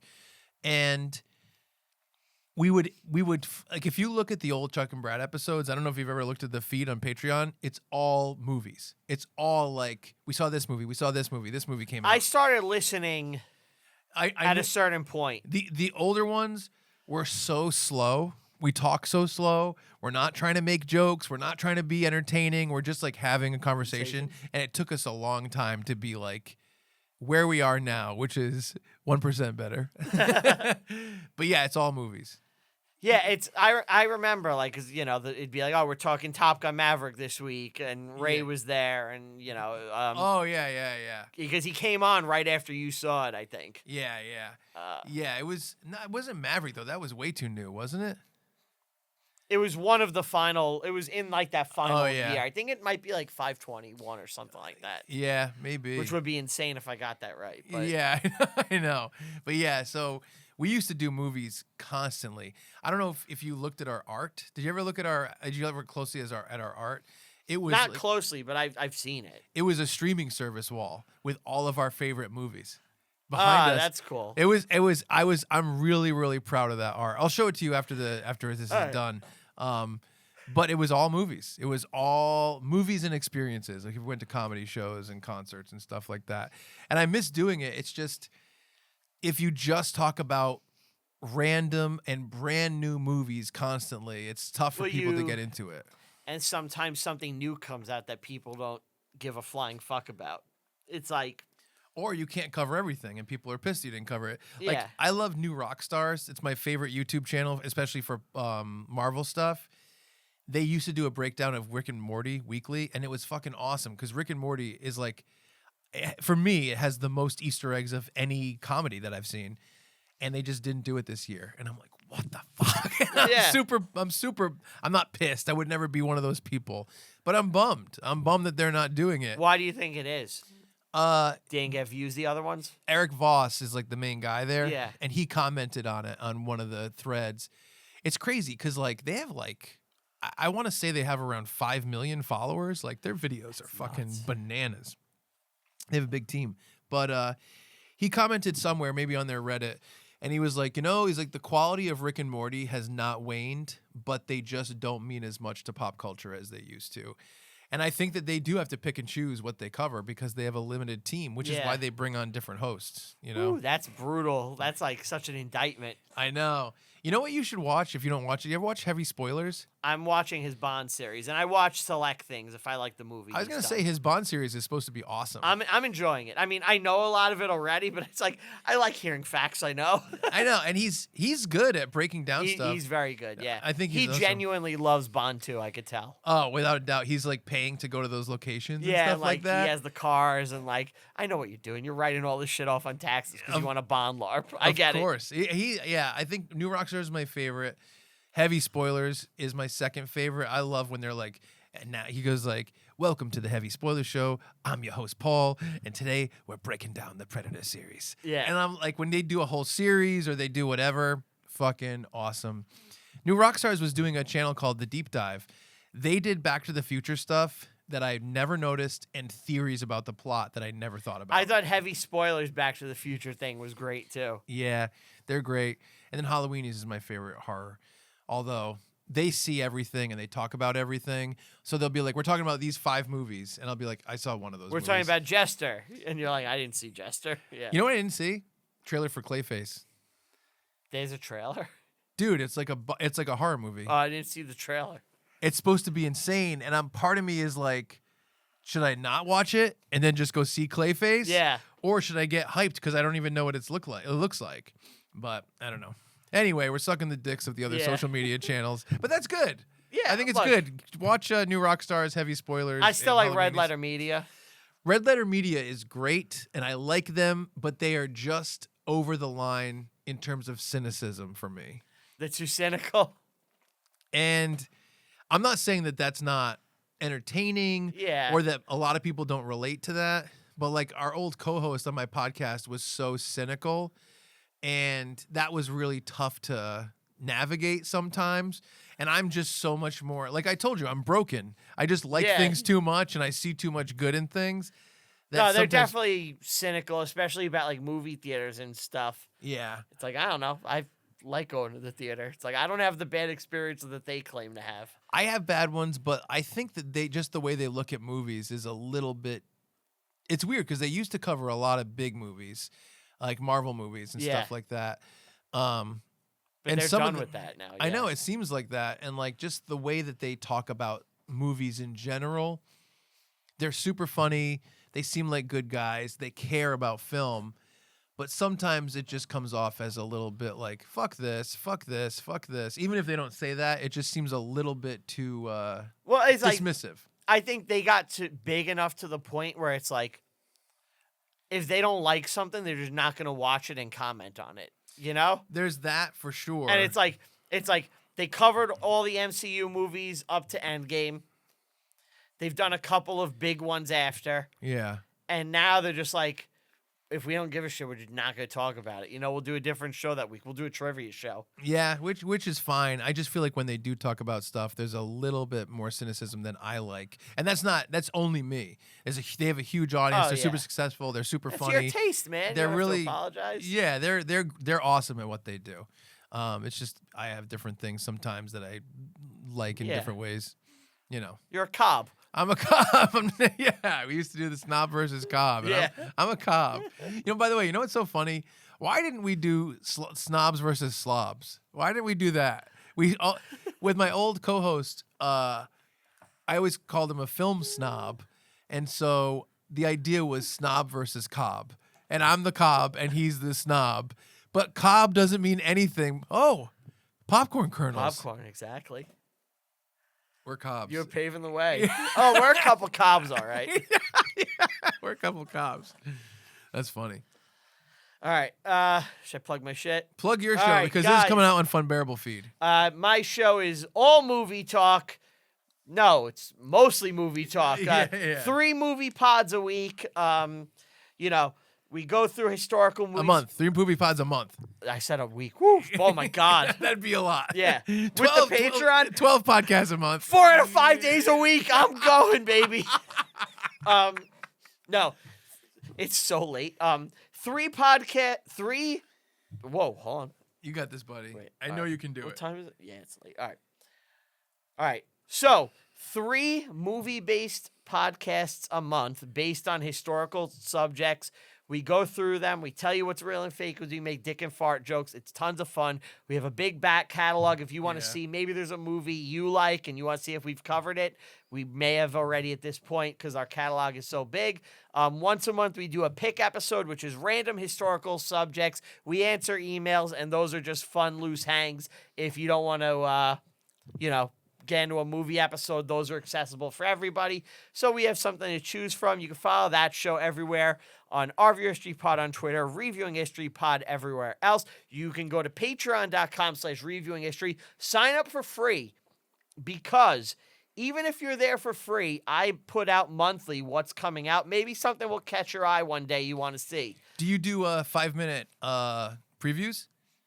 I think it does it automatically. It does. Well, you could turn it off, but I was going to Yeah. say. So that's one cool thing if you want to check out their Patreon. All their audio episodes, you can check out the first couple minutes for free. So that's cool. Yeah, that is cool. That way you just know what it's about. Yeah, you can get a taste. And I also post what's coming out every month. So maybe there's something there that'll catch your eye.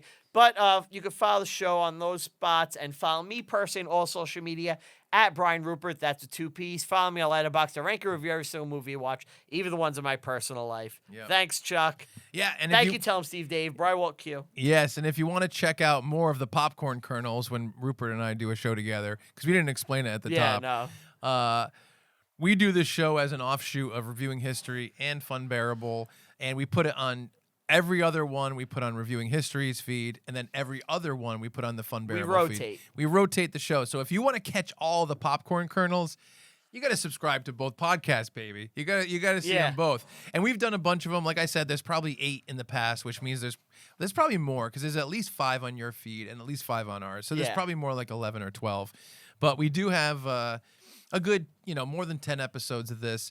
You can subscribe to Reviewing History and find half of them, and subscribe to Fun Bearable and find half of them. But that's how we do the popcorn kernels, baby. Dismissed! Let's all go to the lobby. Let's all go to the lobby. Let's all go to the lobby to get ourselves a treat. Delicious things to eat. The popcorn can't be beat. The sparkling drinks are just dandy. The chocolate bars and the candy. So let's all go to the lobby to get ourselves a treat. Let's all go to the lobby to get ourselves a treat.